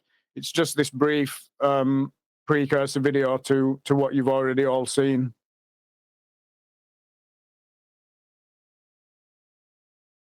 So yeah, just coming up now to 15 seconds left, and it's important that we go back and break down what was actually taking place there. And probably the best way I'm going to do this, Nathan, is I'll probably just go to the picture rather than the actual video. So that's the end of the video. So if we now just go to kind of, well, a reasonable picture that I screenshotted of that, right? Okay. So according to Google Earth, the white building that you see in here is part of a company called CPI Euromix. That's according to Google Maps. It sits on an elevation of 6 meters, and it's just short of 10 miles away at Sorry to interrupt. Can you just wave your mouse over what you're specifically talking about? Yeah, sure. So you see this building here? No. Can you see my mouse? I can't see your mouse. You can't see my mouse. So there's the building in the left of the image, just above the rocks, the white building. Looks a bit like a castle. Yeah, it's like it's like a cement company. You know, it's called Euromix. So I'm going to assume it's like a cement mix factory. You know, with the big funnel things. Do you know what I mean? Yeah, making slurry. Okay, fine. Yeah. So I don't know why you can't see my mouse. Hang on a minute. Let me just see. Don't worry about it. I wish I hadn't said. Put it back. Put it back. Right. Okay. Can you see my mouse now? Yes. Right. Okay. So we're talking about this building here. Okay. So I'll show you. If we go to pick 7 here, I'll show you. So you can still see my mouse. It's this building here. So when we fired off, we were looking here at this mast. When we were looking at the train passing over here. But if you look here, this is 9.9 miles. It's just short of 10 miles, and it sits on an elevation. If you can see in the bottom right, I'm not sure if you can see, but it sits on 6 meters. So this Euromix building sits on 6 meters. Are you talking about the? We can't see your mouse. I was lying. I just don't want you to mess around with it. You're talking about the greyish building on the right? On the left. On the left. The white building. The white building. On the far left. Not on the far left. It's do you see the roundabout? So if you follow the roundabout in the middle of the image, if you just go left, then you'll see a building that stood up. Oh, it's got a line to it. Yeah, I can see that now. Gotcha. Okay, it's got a line to it. Yes. Yeah, brilliant. Thank you. I don't know why you can't see my mouse. That's weird. But anyway, so according to Omni Calculator, so let's go here. Omni Calculator assumes a 3,959 mile radius ball and provides precisely 0 evidence to back this ridiculous assumption against reality, right? But what it's showing is that at 9.9 miles, obscured object part is 12 meters. So this is just showing what Omni Calculator uses as the basis for its arbitrary assumption. So if we look at this, it's basically showing the fixed and definitive ball model. Yeah. So that can just be checked out, but basically every mile it's like 8 inches per mile squared. The curvature drops away from you. Okay. So if we go back to pick 1, so if we're now looking at this picture, so 12 meters according to that count in that image must not be seen, as it must be hidden behind Earth's curve. So again, this white Euromix building on the left-hand side, it's sitting on 6 meter elevation. So clearly, we see that it's not hidden, right? So further to this, onto a different type of calculator now. So if we take a look at this, Walter Bislin's very fraudulent advanced Earth curve calculator, which in actual fact is no such thing. In this ridiculously stupid calculator, Conman Walter does not use the assumed geometric 3959 mile radius curvature drop that Omni calculator does use. Rather, Walter simply attempts to hijack perspective and then call it Earth curve.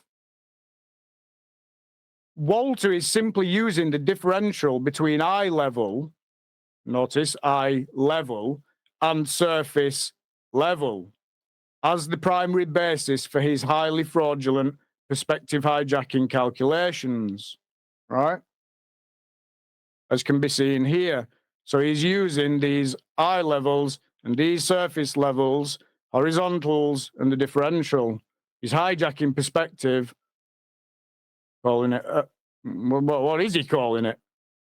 What was he thinking? Is he thinking like people wouldn't notice or something? So clearly, those two levels that he hijacks in place of perspective, surface level and eye level, the top two horizontal lines here. This is from his calculator. They automatically and by definition directly reference that assumed 3959 mile radius ball that's in the Omni calculator is based on. You know, the one that's never actually been measured. Right, so with that out of the way then, let's just go back to picture 1, okay? Notice that those trees and hills in the background are approximately 14 miles away. The road that you see, so again, if you can't see my mouse, there's a road. In the video, did you see the green truck? We can see your mouse now. It's just because it was so small. Oh, right, okay. And I've actually enlarged my mouse icon as well. It's really big and chunky here now, but I don't know why it's not displaying as big and chunky. But so basically, there's a road that runs here. We actually saw in the video a green truck that's on that road. So the elevation of that road is 11 meters at around 9.8 miles distance. Right, am I right in saying that the base of this, what I call castle slurry factory, is below that? Yes. So the road is this is on a 6 meter elevation, yeah, and the road is a bit higher. It's 11 meters, and then it goes down where the roundabout is, and then it goes to 8 meters when we were looking at that yellow lorry in front of Seabank Power Station. Do you remember that? Yes. Okay, right. So now we're going to get to the important stuff, right? If we go to pick 8, okay. So what we're now looking at is the banking just before that slurry Euromix place, okay? Hope you can see the direct line of sight from the scope, the yellow line, yeah? The seabed in front of the banking to the right of that white building that we were looking at through the scope is 9.6 miles away, right? You see here, 9.61 miles. And in the bottom right, it's an elevation of 1 meter to where this point is at the end of the direct line of sight from the telescope. Okay. So then we go to pick 9, and what you'll see is that I'm now starting to pull back away, back to our observer location, our observer point. Okay. So we're now down to 8.89 miles. and 0 meter elevation now. So obviously the banking resolves up 1 meter. Hopefully you can see my mouse, and then goes up, and then hits this road, and then your road here is like 11 meter elevation. The slurry place is 6 meter elevation. Obviously sat behind the road. But as we now just start to come back, you'll see that here we're at 0 meter elevation now, and we're at just short of 9 miles. Okay.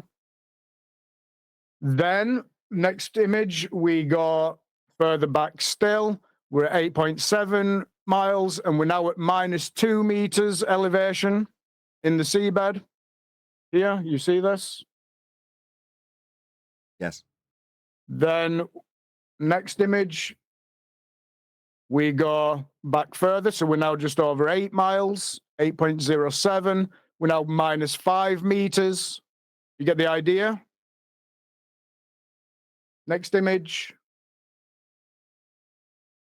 This is now actually -17 meters. It's showing -1 here because if you move the mouse when you're taking the screenshot, I didn't notice that I'd moved my mouse, and then I've put my mouse somewhere else and then taken the screenshot. But this is actually -17 meters according to Google Earth. I wouldn't worry too much.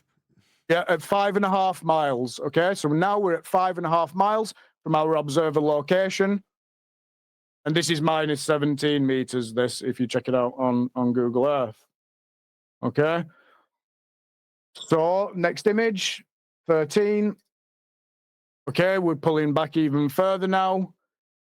And you'll see that we're back up to around 0 meter elevation as we get closer to our observer point at just under 3 miles now. So we're 2.97 miles. And we're now at -2 meters. So obviously there's been a trough section here, but we're now just short of 3 miles, okay, to this point here at -2 meter. Remember, we're at 0 meter elevation on the seabed with a 1 meter observer height of the scope, okay? So the final image in this little section is showing you here that we're at 0.3 meters, 0.3 miles, excuse me, from our observer location here. And we're at 0 meter elevation at this point here, where we're looking only 0.3 miles away from us. Okay, do you see this, Nathan? Yes. Very importantly then, let's just go back to picture 1 here, okay?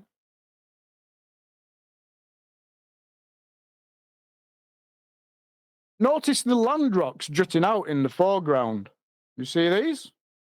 Yeah, I was going to ask you about that. Okay, right. So those rocks that are jutting out are being resolved by the truth seeker scope at a distance of, wait for it, approximately 500 meters. Let's just go to pic 15 here. You see this? This is Google Maps. This is showing our observer location, the red pin. Do you see this? Can you, is this legible to you? Just about. 537.26 meters to this land jut section.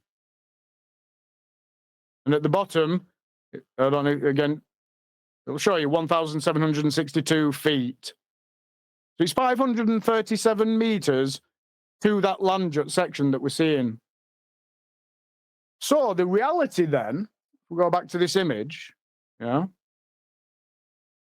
is that pretty much everything we see in this image and in the entire 36 minutes of video footage taken at this Gold Cliff location is effectively being resolved from our actual observer point in the foreground,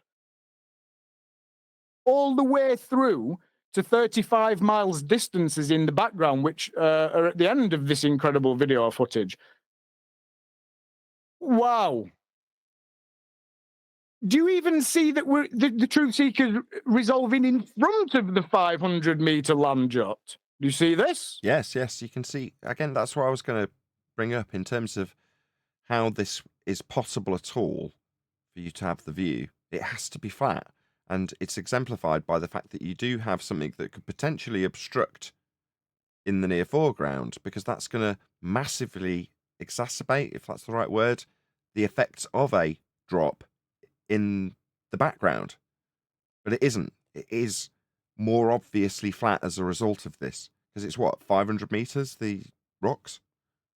Yeah, the rocks are 537 meters. This land jump point, or let's call it approximately 500 meters, and then the truth seeker is still resolving even before this. Right. So at this point, would anybody like to comment? You know what I mean? I'll open it up for anybody who wants to comment or say anything. Well, it fits into the obviously and observably flat category, doesn't it?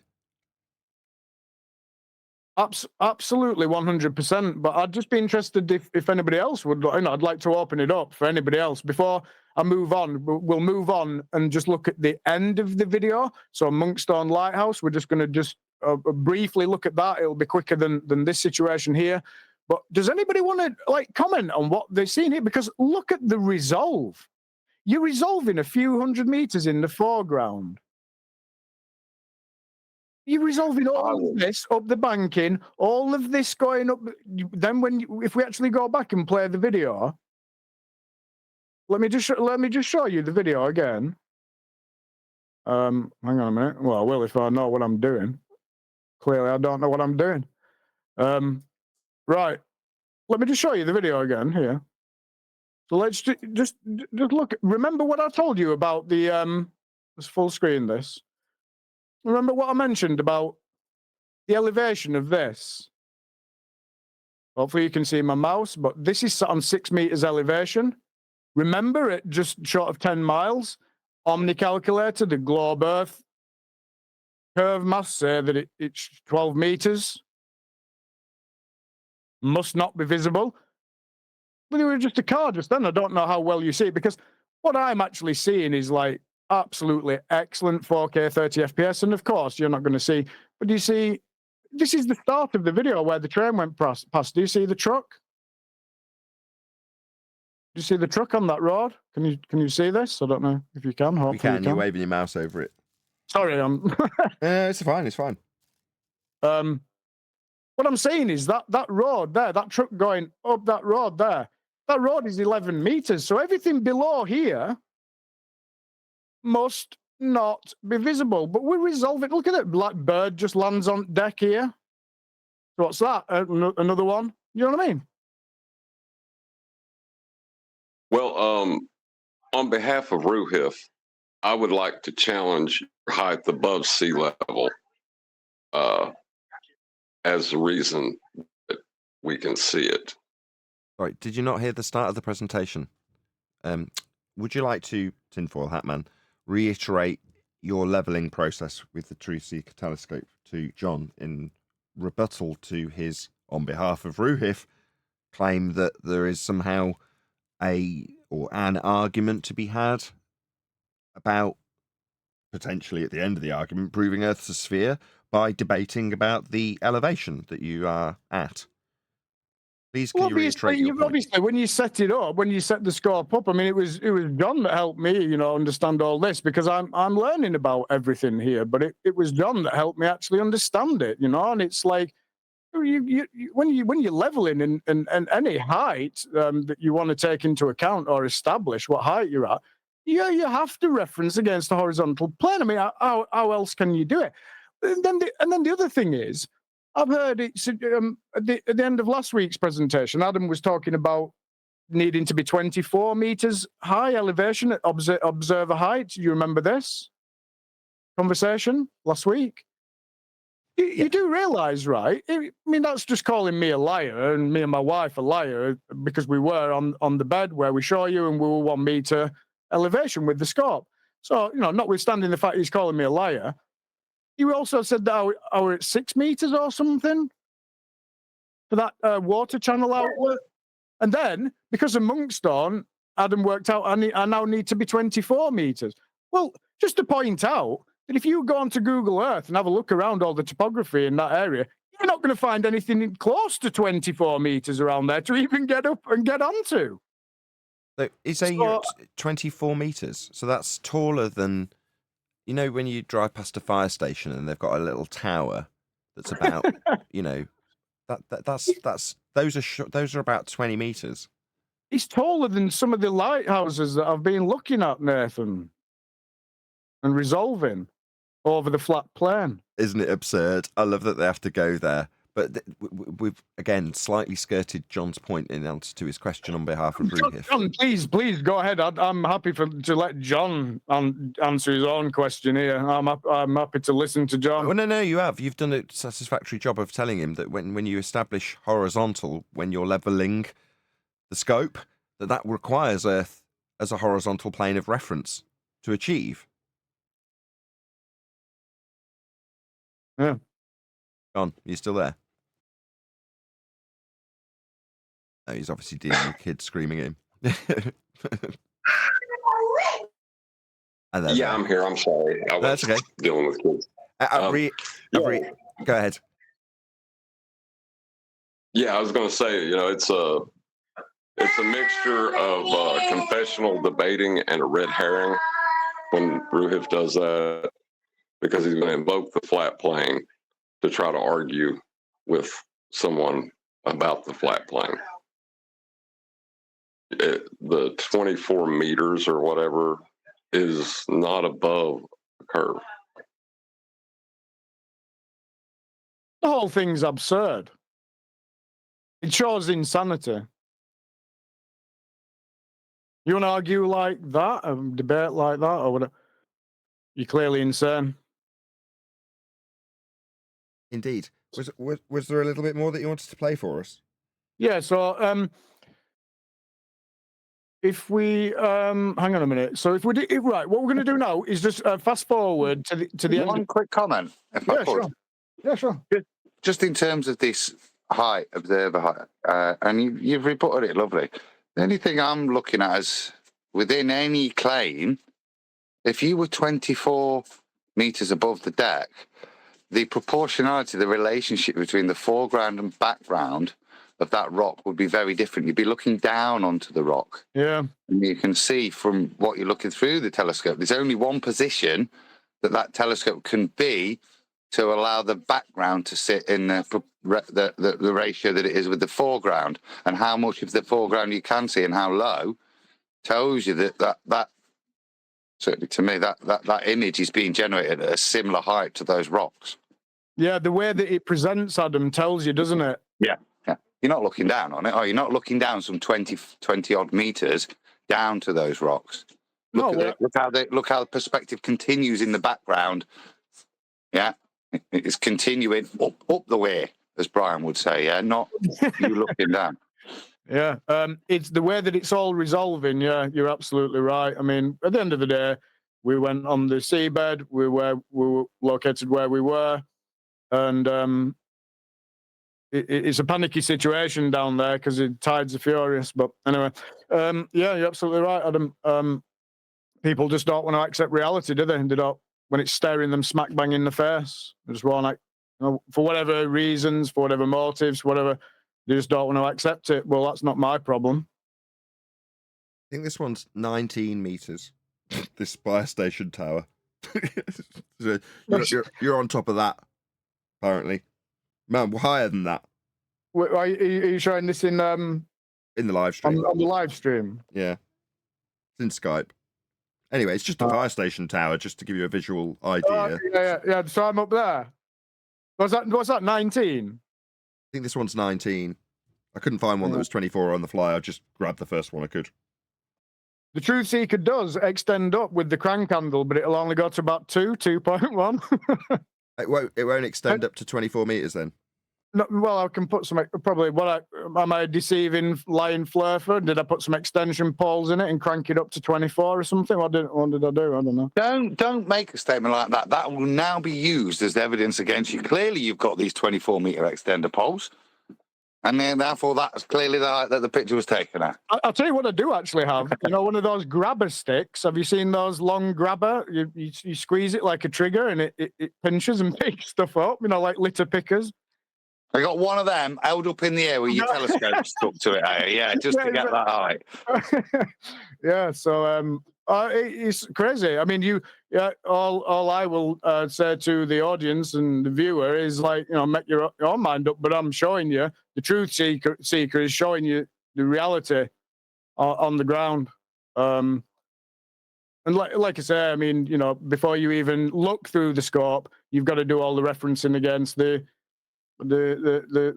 plan. You've got a plan of reference. So yeah, I don't want to take like a massive amount of time just going to the last week's video right at the very end, and we'll not load the video up.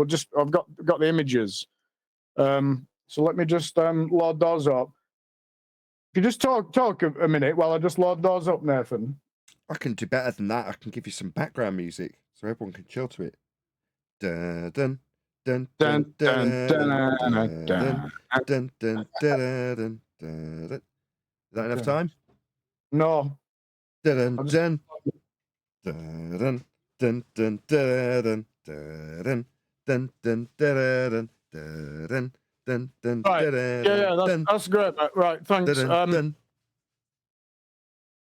You need auto-tune. We need to sort auto-tune on your vocals, Nathan. Oh, thank you. Right, so I just want to quickly clarify the foreground situation from Monkstone Lighthouse, okay? So we remember Monkstone Lighthouse? Oh, look at this. Can you see my mouse? Captured this bird here. See this bird just swooping, an eagle or something. Awesome. Right, notice the land in the foreground. You see it at the bottom? Yes. Google Maps shows this land as being around the 500-meter mark too. Let's just go to pick 12. Okay, so now we were looking to the right at that land jut when we started the video pan, and then we panned all the way around. And so if you can imagine this just sweeping around, and now we're now looking at Monkstone Lighthouse down here, and 561.14 meters to there's like a rocky section and where the land juts out. 1,841 feet. So when we are ending the video, we've actually also got in the foreground this reference point too. So you see it? Kinda. Here in the foreground, you see? At the bottom? Yes. 500 meters away. Furthermore, just right of Monkstone Lighthouse in the video, I don't know if you noticed last week, but there's a water buoy and a water buoy marker, right? Oh, hang on a minute. Which image is that? It is pick 9, right? So here, so literally just right when we were panning, we had Monkstone Lighthouse, and then literally just a second or two, we pan right, and we see this water buoy marker. Do you see this? Can you see this, Nathan? Yes. With my mouse? Yes. Do you notice that it's presenting itself just before the horizon sea level? Are you able to determine that in the resolution that you're seeing this? Do you see it's presenting before the horizon? Yeah. So that's a horizon, obviously, is a horizontal reference point, by the way. But I haven't been able to precisely locate this marker, but the Bristol Channel Admiralty chart, which is here, right? There's these Admiralty charts that you can get that show you what's in them. It's actually showing, hopefully you can see my mouse, it's showing some stuff here. And I'm going to, well, maybe somebody who's got time to, can figure this out along with the buoy's height and elevation, because that would provide an additional demarcation point for the previous image. It would for this. Because this, if you look, Monkstone's presenting behind the horizon, you see. So An educated guess, I think somewhere in the region of what, 6 to 10 mile distance mark is where that water buoy is going to be. That's just literally just as we pan right. But it's important. It's interesting because it's Monkstone's presenting behind, water buoy is presenting before the horizon as well. Plus, you've got this foreground here that we know is about 560 meters. So we've got Monkstone Lighthouse elevated on a small reef at a distance of 12.03 miles, with a tower height of 23 meters, presenting itself behind the sea level horizon.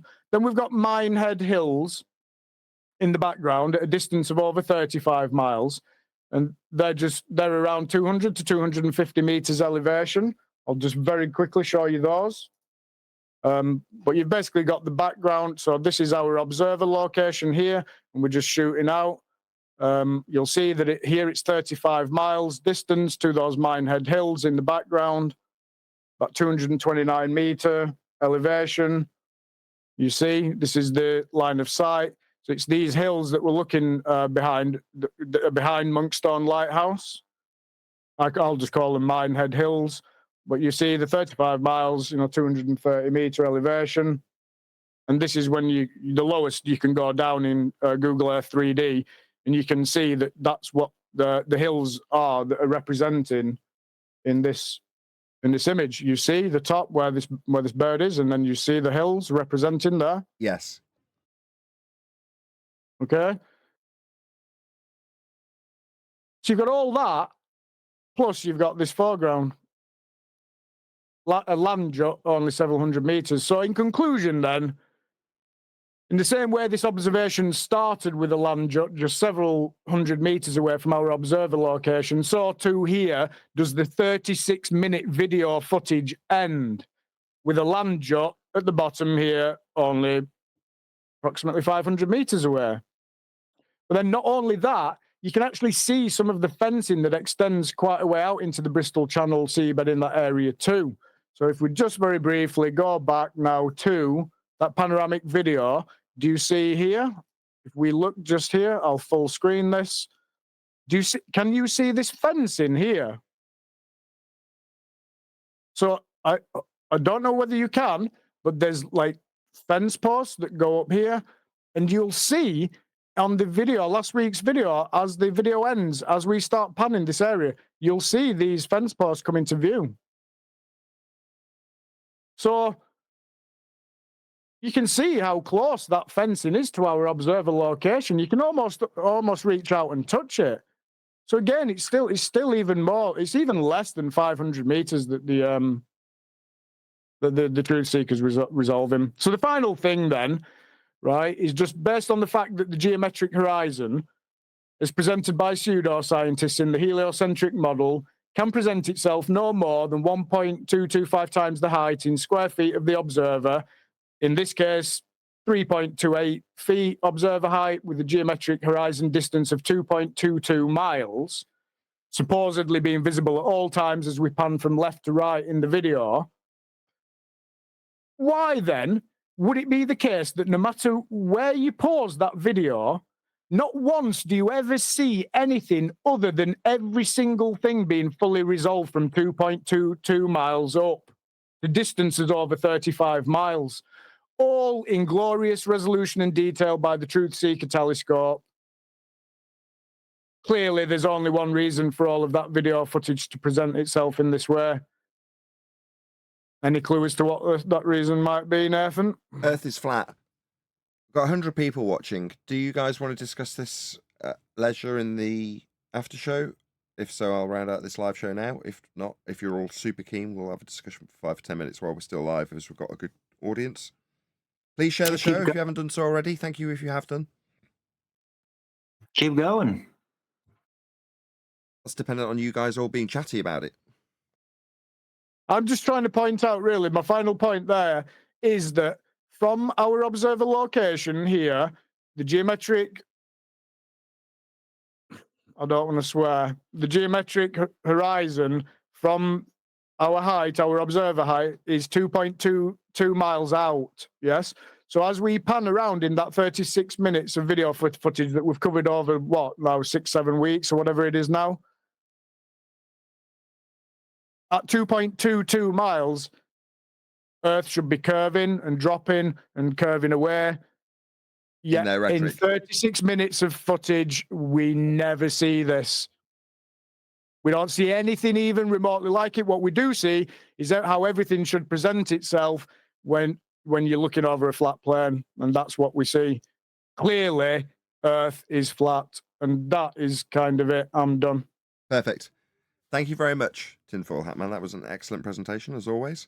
I'm sure there's lots of stuff for people to get their teeth into in that. We'll see, as I say, if this develops a discussion immediately, or if not, I'm going to round out this live stream and ask people to stay tuned. Happy for anybody to say any thoughts, any conclusions, or ask me anything, whatever. You know, I'll mute. No, I just want to say, like, technically, I've seen a lot of this over the years, but I do have to say, like, the quality of what you do is really high. It's pretty astounding to see that there's somebody's always upping the game, even though we're like in the arena for like almost a decade. It's pretty amazing. Thanks, but I'm telling you now, what you see is not remotely close to what I see. When you're dealing with the raw image, the raw footage, what I'm sat now watching on my 4K display all the time just makes me go, wow. You know, and that's just nature of the beast. That's just like Nathan, you were describing the other week. We're going through about 20 processes here to get that out to the end viewers' eyeballs. You know, it's going through absolutely all sorts of stuff, isn't it? Well, I don't care what you show me. The fact of the matter is, Rufy said, the boat is on the land. Yeah. And besides, terrestrial refraction, ha ha ha ha, it's also funny. If you want to suggest that this is refraction taking place here, again, you're gonna show yourself, you're gonna expose yourself for being a nutter. We're not the nutters. Well, technically, there is refraction taking place. It's just not terrestrial refraction because that doesn't exist. Yeah. Was refracted. Refracted. Were you just going to say something? I think I just heard refracted, sir. I was but Hold on, Owen. Yeah, I was going to ask, have you been able to actually find a horizon with this thing yet? What do you mean? The question is asking you is what you're seeing is the demarcation point between land and land. Now, previously, because it was a diffraction limit, it was alleged to be a Earth curve edge horizon. You don't have that. So what he's asking you is, have you looked over a wide enough expanse beyond the resolution limit of your camera where you can actually develop a point between land or sea and sky? Well, every time I see a horizon, like it's let's say 5 mile distance, 10 mile distance, 15 mile, you just power through again, and then that horizon's somehow just being shattered out of existence, and then you see another one, then you see another one, and then if you power through again, you see another one. So yeah, is it? Well, now I'm seeing geometric horizons don't exist. No, I'm seeing where the like the trees appear to meet the sky or the mountains. I'm seeing that. But as far as a point where you could say that the land or sea level appears to meet the sky, I'm yet to see one of those. Have you been able to find one yet? No. Or to rephrase it, you're showing topographical horizons, and what we want is the alleged to be physical geometric sphere edge at 1.2 times the square root of the observer's height in feet. In actuality, a practically applied flat Earth proving level tool called the horizon. Well, what we now know what we now know of the horizon in terms of what it actually is, that would be a resolution limit. You, with an extended resolution limit range tool, are going to find it hard to find that horizon, aren't you? Yeah, very hard. Very elusive. Anthony has suggested certain observations. Brian has suggested certain observations. I was even speaking with Adam. Adam wants an observation clarifying. So all of these things are going to take place. 2024 is going to be amazing for that. And then, of course, I've got my own observations. I've got a few. There's already been some observations further to this observation one that have been done that I actually have and under my belt and have the video for and everything. But just that combined, all these future observations that are going to take place between all these people and all these recommendations, it's going to be very interesting, no?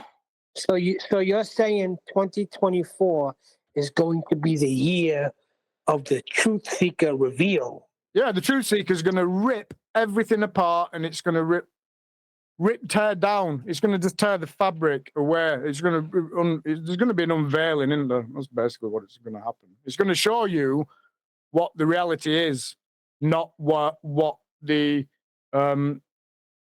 again, I don't want to swear, what these people say and hide behind, and all their mental gymnastics that they con people with, you know.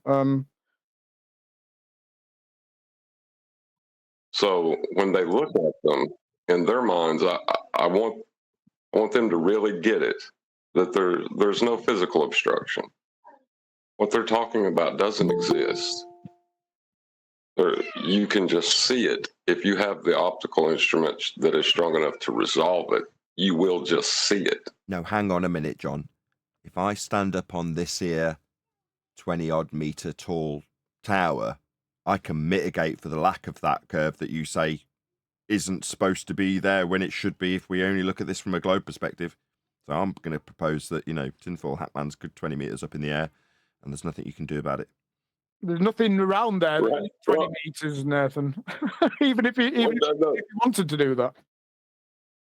No, I'm saying, where is the physical obstruction that they claim exists? There is none. It's rather than calling it the truth seeker, you could call it the black swan machine. I'm happy with the truth seeker. Thank you. The truth-seeking black swan machine. Me and my wife. You can call it that, or call it what you want. But me and my wife thought long and hard, and then we came along that name, and we just look. Maybe the seek is now the wrong word because it's already seek and found. It's already found, isn't it? The truth revealer. Yeah, whatever. But I like truth seeker. But call it what you want. But How about Horizon Destroyer? Yeah, Okay. all this stuff is applicable, but it's a phenomenal bit of kit, and we've only just seen like the start of the actual power of it and what you can do with it. So it's really All of the above.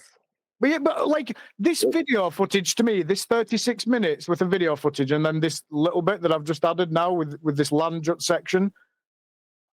I want to hear somebody put a coherent argument down against this now. That, you know what I mean? That's like, I don't see. I just want the insanity to begin with them all, because it's going to be insane. It cannot be any other way, can it? The truth seeker is going to expose the insanity. That's the way I see things, anyway. Well, as far as like any of the argumentation went prior to the Black Swan, it was to say that where things started to disappear from the bottom up, that was Earth curve, right? Yeah. Yes.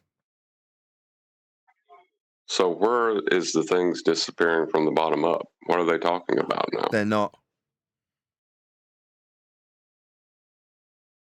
Yeah, that ties into how you were phrasing the question about, well, when we're going to see that horizon. What you mean is nothing's obscured, nothing's comporting with anything that's asserted by globe believers when you look at the Earth with this type of magnification. My own personal opinion is that this footage, images from this footage, along with like the Black Swan and stuff, of course, obviously, there's loads of Black Swans, isn't there? But this footage or parts of it or whatever should be spread far and wide and they should go to all the gatekeepers and all the professors and all these people. Do you know what I mean? Because like you said, John, where is this? Where is this obstruction? What's going on? Do you know what I mean? And then just all the mental gymnastics come in. Just let all the mental gymnastics come in, and then you obviously that's a perfect platform. It's one way in which we can expose them. You know, there's many other They things already we're know. doing, but yeah, some of them already know. Some of them don't. Some of them are, you know, teachers and professors, and they're just regurgitators, aren't they? And parroters rather than. Not everyone's anti-flat earthers. Anyway, it's just my 2 penneth worth. You know what I mean? They knew Can I say hello to Brian? when they Hold on, invented the Neil. telescope. They knew. Hold on a second, Neil. I just want to say hello to Brian. Tell him something if I can get his attention. You there, Brian? His hands are wet. Okay. You there, Brian? Oh, really glad I constantly interrupted you there, Tinfoil Hat Man. Sorry about that. It's not worries. I'm happy for everybody else to talk and discuss. You know, it's not just about me chatting. I've shown what I've got from observation 1, and I'm happy to let other people just comment and stuff and whatever they think and what their ideas are and stuff. You know, so yeah. I think they knew as soon as the telescope was invented. They knew.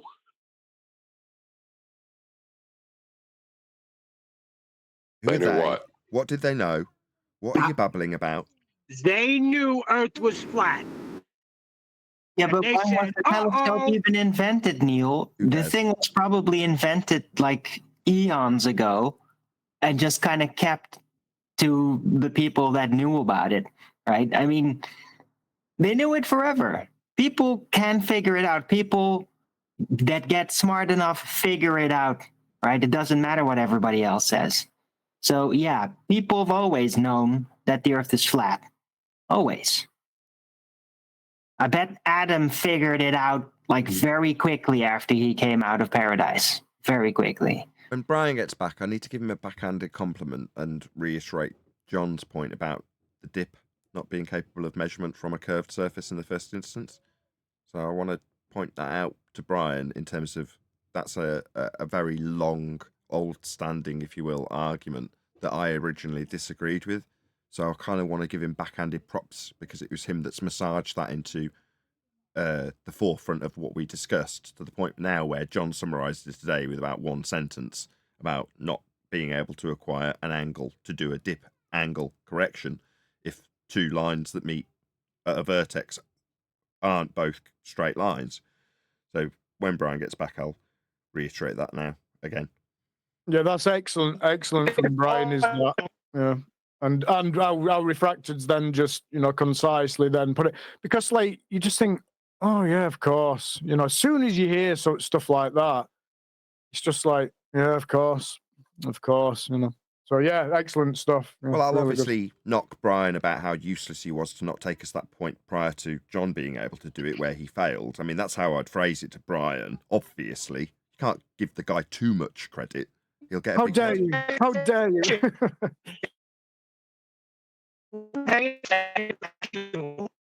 That's absolutely correct. See, Neil knows what he's on about.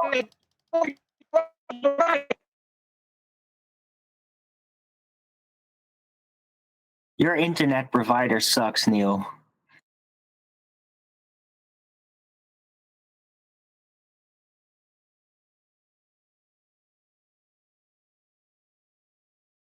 Well, that was a killer of a conversation, wasn't it? Thanks, Neil.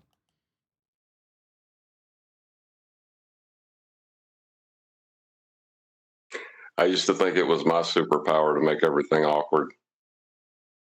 You know how you, Nathan, you know how you, Taboo Conspiracy got in touch, Ben, and said he was going to be doing stuff on this observation. Yes. Indeedy. I think it'd be a good idea for me to contact him directly and give him the raw footage, don't you? There's a world of difference between the raw footage and because ultimately whatever he does, however he chooses to do it, if he does play any footage, it's better that he has the raw footage and then it only goes through one process on his side if he uploads to YouTube or something. Right. You see what I mean? Yeah. So I think I'll just get. I think that'd be useful for him to have actually the raw. The difference between some of the presentations I've looked back on and the image quality and stuff that I've been seeing, we've done our best and everything and tried different stuff. But you'll know, when you see raw, it's quite a marked and notable difference, Nathan. If we're being honest here, it's like, so maybe I'll just give him the raw stuff. Well, me getting to see it in 4K was useful, obviously, because on my screen it looks glorious, and even when I go back to it, hence me getting back in touch with you and saying, yeah, this could be better. I'll see if I can make efforts to make it better. But yeah, it looks glorious in a higher resolution. But in a live stream, it's obviously quite difficult to get that to transfer across to. Of course, yeah. But we've both got 4K. We've both got 4K projectors, don't we, Nathan? So you just blow that up on big screen, and you just like, holy moly! You know what I mean? Yeah, well, you can see it. It's just like holy moly. You know what I mean? It's like crazy experience. Yeah. It's a bit different talking to you now as well, Nathan. Now we actually met in person. Yeah, I said to you at the time, I thought you were quite an old man, and then you turned out to be similar age to all of us. I was quite surprised. How dare you? How dare you? Yeah, where the hell did you get this from? This idea from? Old man? I don't know. It's just your northern accent. I'm sure of it. How old? Right. The way you speak is kind of old-fashioned. Really? Yeah, it's details. It's not like, oh, you're a really cookie-cutter old man or anything, but it's like your mannerisms seem kind of like from the old days. It's rare. I don't know. It's right. hard to describe. Well, Nathan actually thought I was about 60, 70 years old, which really made me laugh when we actually met in person. And you're right, Nathan, it was an average career. It was okay. Yes, yeah. You're from a part of the country that's got good curry. I know. I'm not going to dox you, but I know where you're from, and obviously I know that there's good curry there. Yeah, getting harder to find, and even some of the places that you know to be good, you know, the standards are slipping a bit and stuff. All costs are going up and all that lot. But yeah, anyway, it was good to meet though, wasn't it? It was. I didn't even know that we were like they were going to be. I didn't even know that those two guys sat to the right of us weren't flat earthers until about halfway through the conversation in curry. Exactly. I mean, but anyway, yeah, it was you, me, and Craig that were flat earthers. And then the guy next to me was an Ethereum, and then the two opposite weren't, you know, they're very much globe believers. So I said on the show I had to pick a point where the guy that you were talking to, the Ethereum, is telling me about his free energy. But on the other ear hole, I've got a guy who's telling Craig about gravity and gas go down, go boom, boom. So it's like, number one, I'm actually quite pleased I haven't got to rip this guy a new one about his free energy belief. But, you know, I'm glad it's a choice of the two rather than me just having to say, oh, I'm really sorry. I just think that's a load of old garbage. At times it got chaotic, didn't it, with the various conversations taking place. But did you notice that? Did you hear at the end when we went outside, and the two globe believers said it's been like words to the effect of it's been really nice, really interesting night. Maybe we should set a WhatsApp group up and keep in contact with each other. Did you hear that? No, I'd already buggered off home by that point. Right. Well, it just goes to show, doesn't it? That's coming from them. You know, when people are intrigued and interested, you know, when you can get, you've got to bring them to the fence. You know, I've got my own thoughts about various things, but it's the classic thing is like. In business, or if we talk about any sort of enterprise, you know, Nathan, bums on seats. How do you get bums on seats? How do you get people into your store? How do you know what I mean? It's like, well, with globe believers, they're all indoctrinated. The vast majority are indoctrinated. And all this, whilst I agree with all this stuff that about, you know, it's measured flat and this should be the basis and the start and everything, the only way that you're going to get an indoctrinated globe believer actually into the room and into your shop, so to speak, is you're going to have to go to something that you're going to have to point something out about their ball model. You're not going to do it any other way. It's a bit like when you reference Jehovah's Witnesses, and again, I don't want to go too much into it because of my presentations and all that lot, but it's like a Jehovah's Witness. While as a general rule, the vast majority, you'll only actually get them actually, able to actually be sat on the fence or have any form of interest if you actually tell them, like, look, this is what the Jehovah's Witness history is. This is what they did. These are the contradictions they've made. These are the things that they've lied about. And you show them from their own documentation. You say, experience tells me that you're not going to get, people get kicked out of that religion for all sorts of varied reasons and stuff. But as a general rule, you're not going to get actually bums on seats without first. Well, you tell me if you know how many non-indoctrinated people do you know with this globe thing? It's like, it's the vast majority, isn't it? So you've got to find a way of, it's all well and good, saying, well, flat, it's measured flat and all this lot. And I understand precisely what you're saying, but I get the impression that we'll possibly just end up in a bit of an echo chamber, just telling ourselves all of this, all the people that already know this. But if the goal is to reach out and to get at people, get at everybody, and get this information out and stuff, the only way is to actually the only way is to actually just point out something that's wrong with their globe model, because it gets them in their brain firing of their own volition, you see. And another thing, the way I see things as well, is also that, do you remember, like, my second presentation, what I said? Do you all right, let me put it another way. Do you remember my Mexican dance? Yeah. Right. Do you remember what I said on presentation 2 halfway through? Yes, specifically, I can quote you verbatim. But you see what I mean, right? So the way that, to my mind, the way to do it is to you show people. It hits a different part of the brain, the cortex. It's a different part, doesn't it, than people speaking.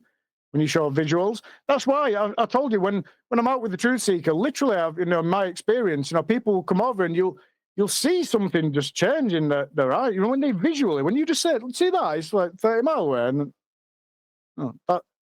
that shouldn't be there. That's not. Why is that there?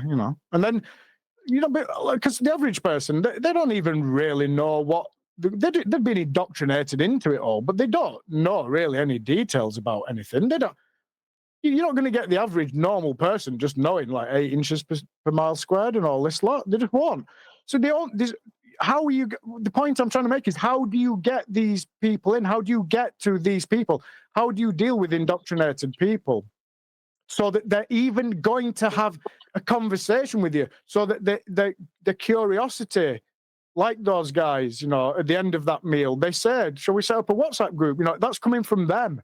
You've got to. How do you find a way to do this? That's what we all should be discussing, and clearly that's what we all are, really, aren't we? We're all trying to find ways in which we can expand this out.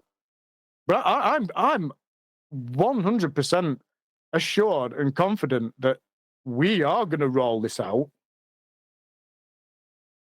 So that kind of a few thoughts that I've got, but I'll listen to other people's opinions and stuff as well.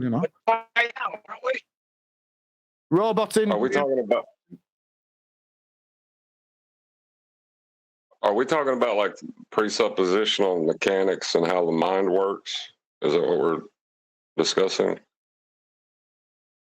What I want to do is I want to leave a lot of this to my presentations, because by just explaining to you all what's happened in my life, and like you said, I've gone from one acknowledged and known cult, the Jehovah's Witnesses, and then also come out of the heliocentric one. I mean, again, I don't want to go too much into it, but like, for example, my parents, they actually took counseling courses. They've been running an outreach program for ex-Jehovah's Witnesses.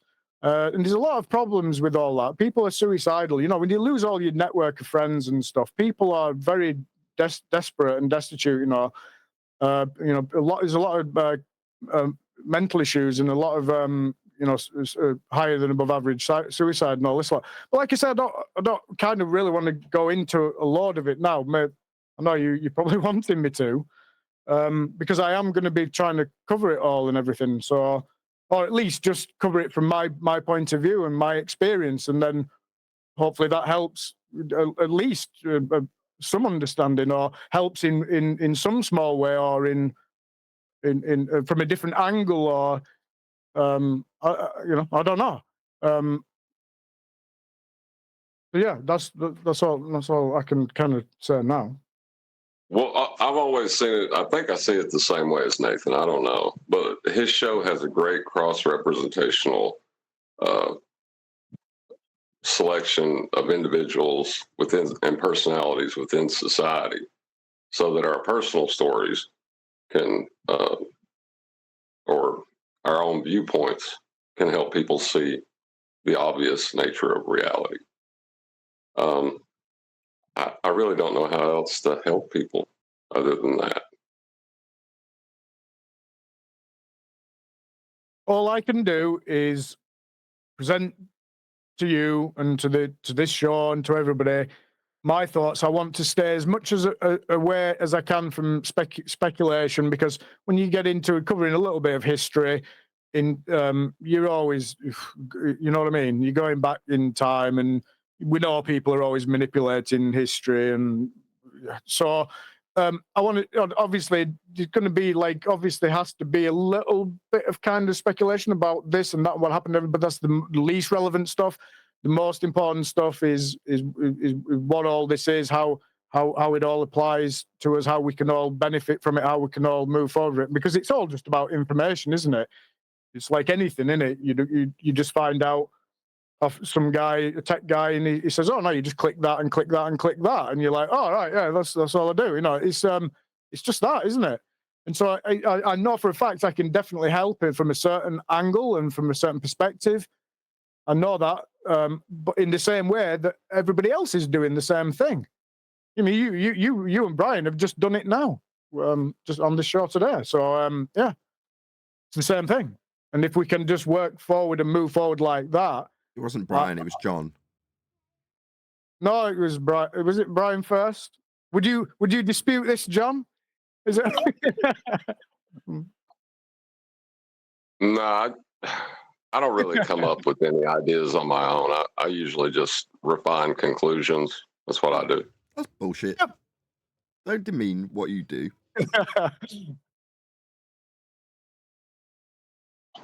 We all know he's your favorite. Who, Brian? Oh, he's all right.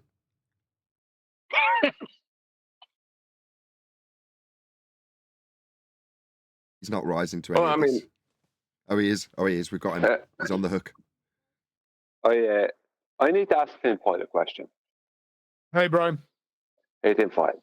This is something I've held back, and I've held my tongue as long as I can hold it for the past few weeks.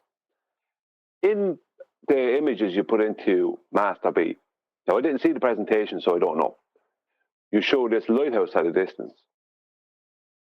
And in the images, you show a zoomed into it, but you don't zoom all the way to the base of it. We see the rocks. Do you do that in your presentation? Am I understanding the question correctly? You're asking me, do I zoom into the base of the lighthouse, Monkstone Lighthouse, to try and see the rocks? Is that what you're asking me? Yeah, in your presentation today, did you do that? No, I couldn't do that because I couldn't go past 169 times magnification on that observation. How come? Because at that time, I didn't have eyepieces and I didn't have focal extenders, and the way it was the first observation and the first time going out and using it, I'd bought all these parts in and stuff like that, and I'd got this iPhone clamp holder, so that was going to actually allow the phone to lock into place and then record as if you're looking with your eye through the eyepiece. And that clamp holder, the first one that I got, attached to the zoom part. So when I actually twisted the zoom, the phone physically moved and then butted up against the optical tube assembly, and it stopped me. The zoom was an 8 to 24 millimeter zoom, and it stops in sections, so it will actually go through all the way in like notches, but it stops at like, so it's got 8 mil, 12 mil, 16 mil, 20 mil, and 24 mil, right? And so when you're zooming, when you see that I'm not zoomed on these observations, I'm at 24 mil. I'm not using any focal extenders or what other people understand to be bar laws or whatever to actually get any further magnification or anything like that. I was just going directly straight into the 2-inch star diagonal with the eyepiece, with the zoom eyepiece, and because if I'd have had an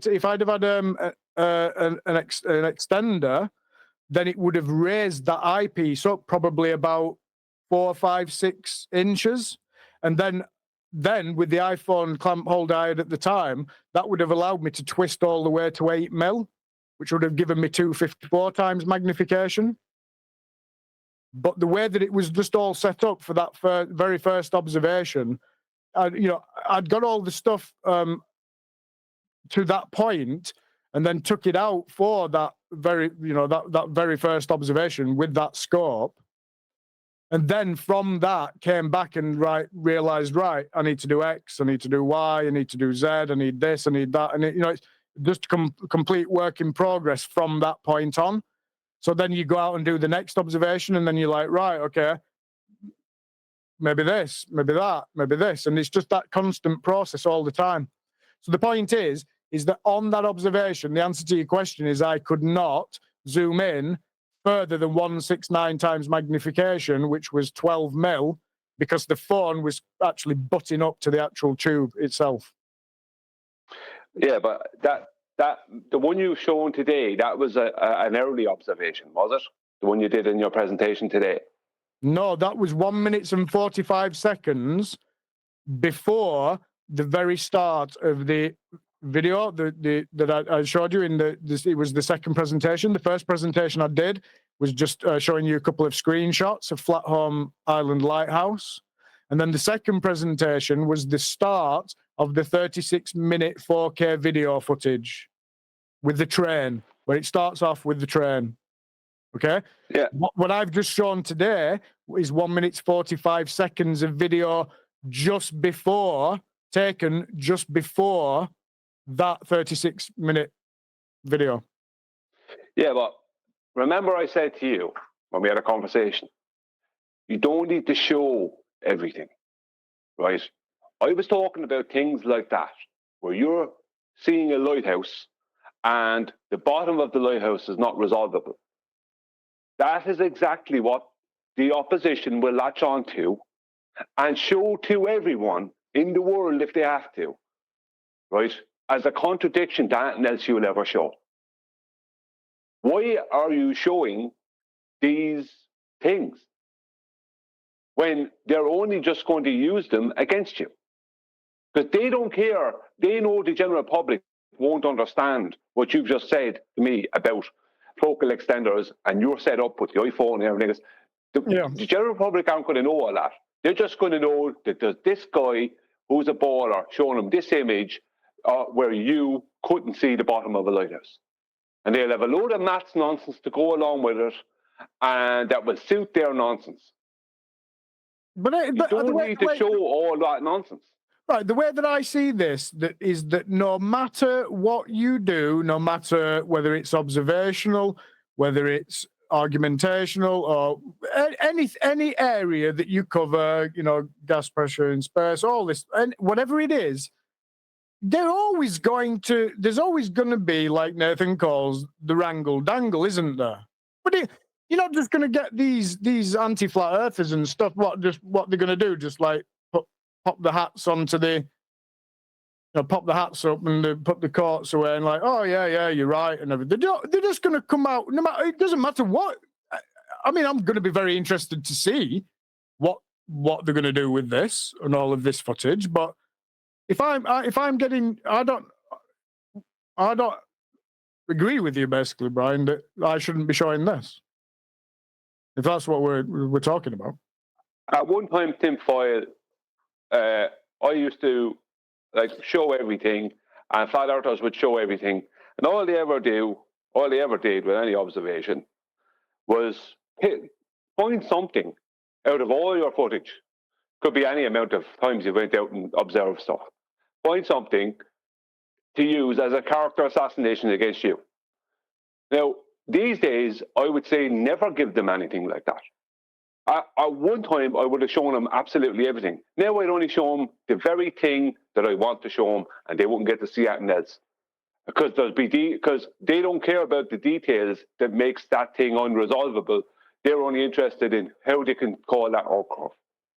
So I would rather not give them anything, tinfoil. Give them nothing. I understand. Yeah, go on.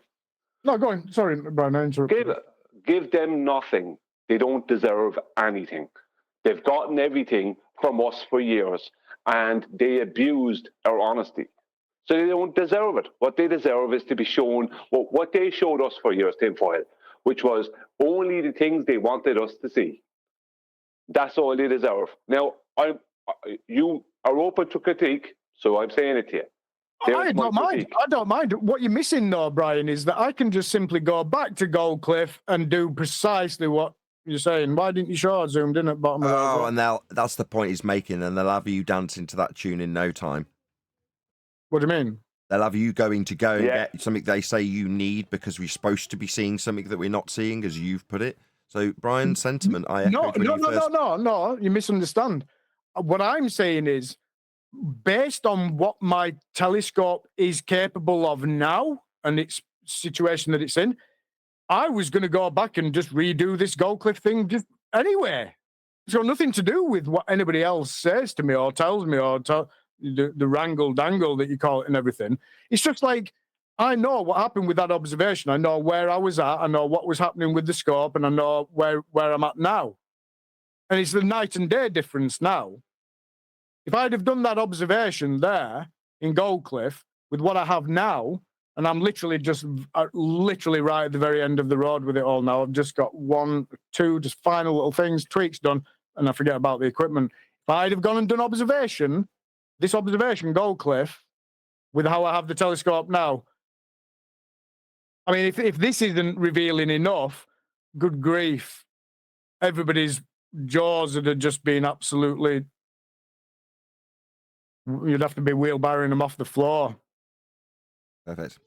With that, I'm going to say a huge, massive, enormous thank you to both Discord and G+ panels for making today's after show possible. And of course, a massive thank you to all of you in either Nathan Oakley 1980 or Nathan Oakley Premiering streams for smashing the super chat, liking, commenting, sharing, and all that good stuff. I've been Nathan Oakley, and I'll see you all in the next video.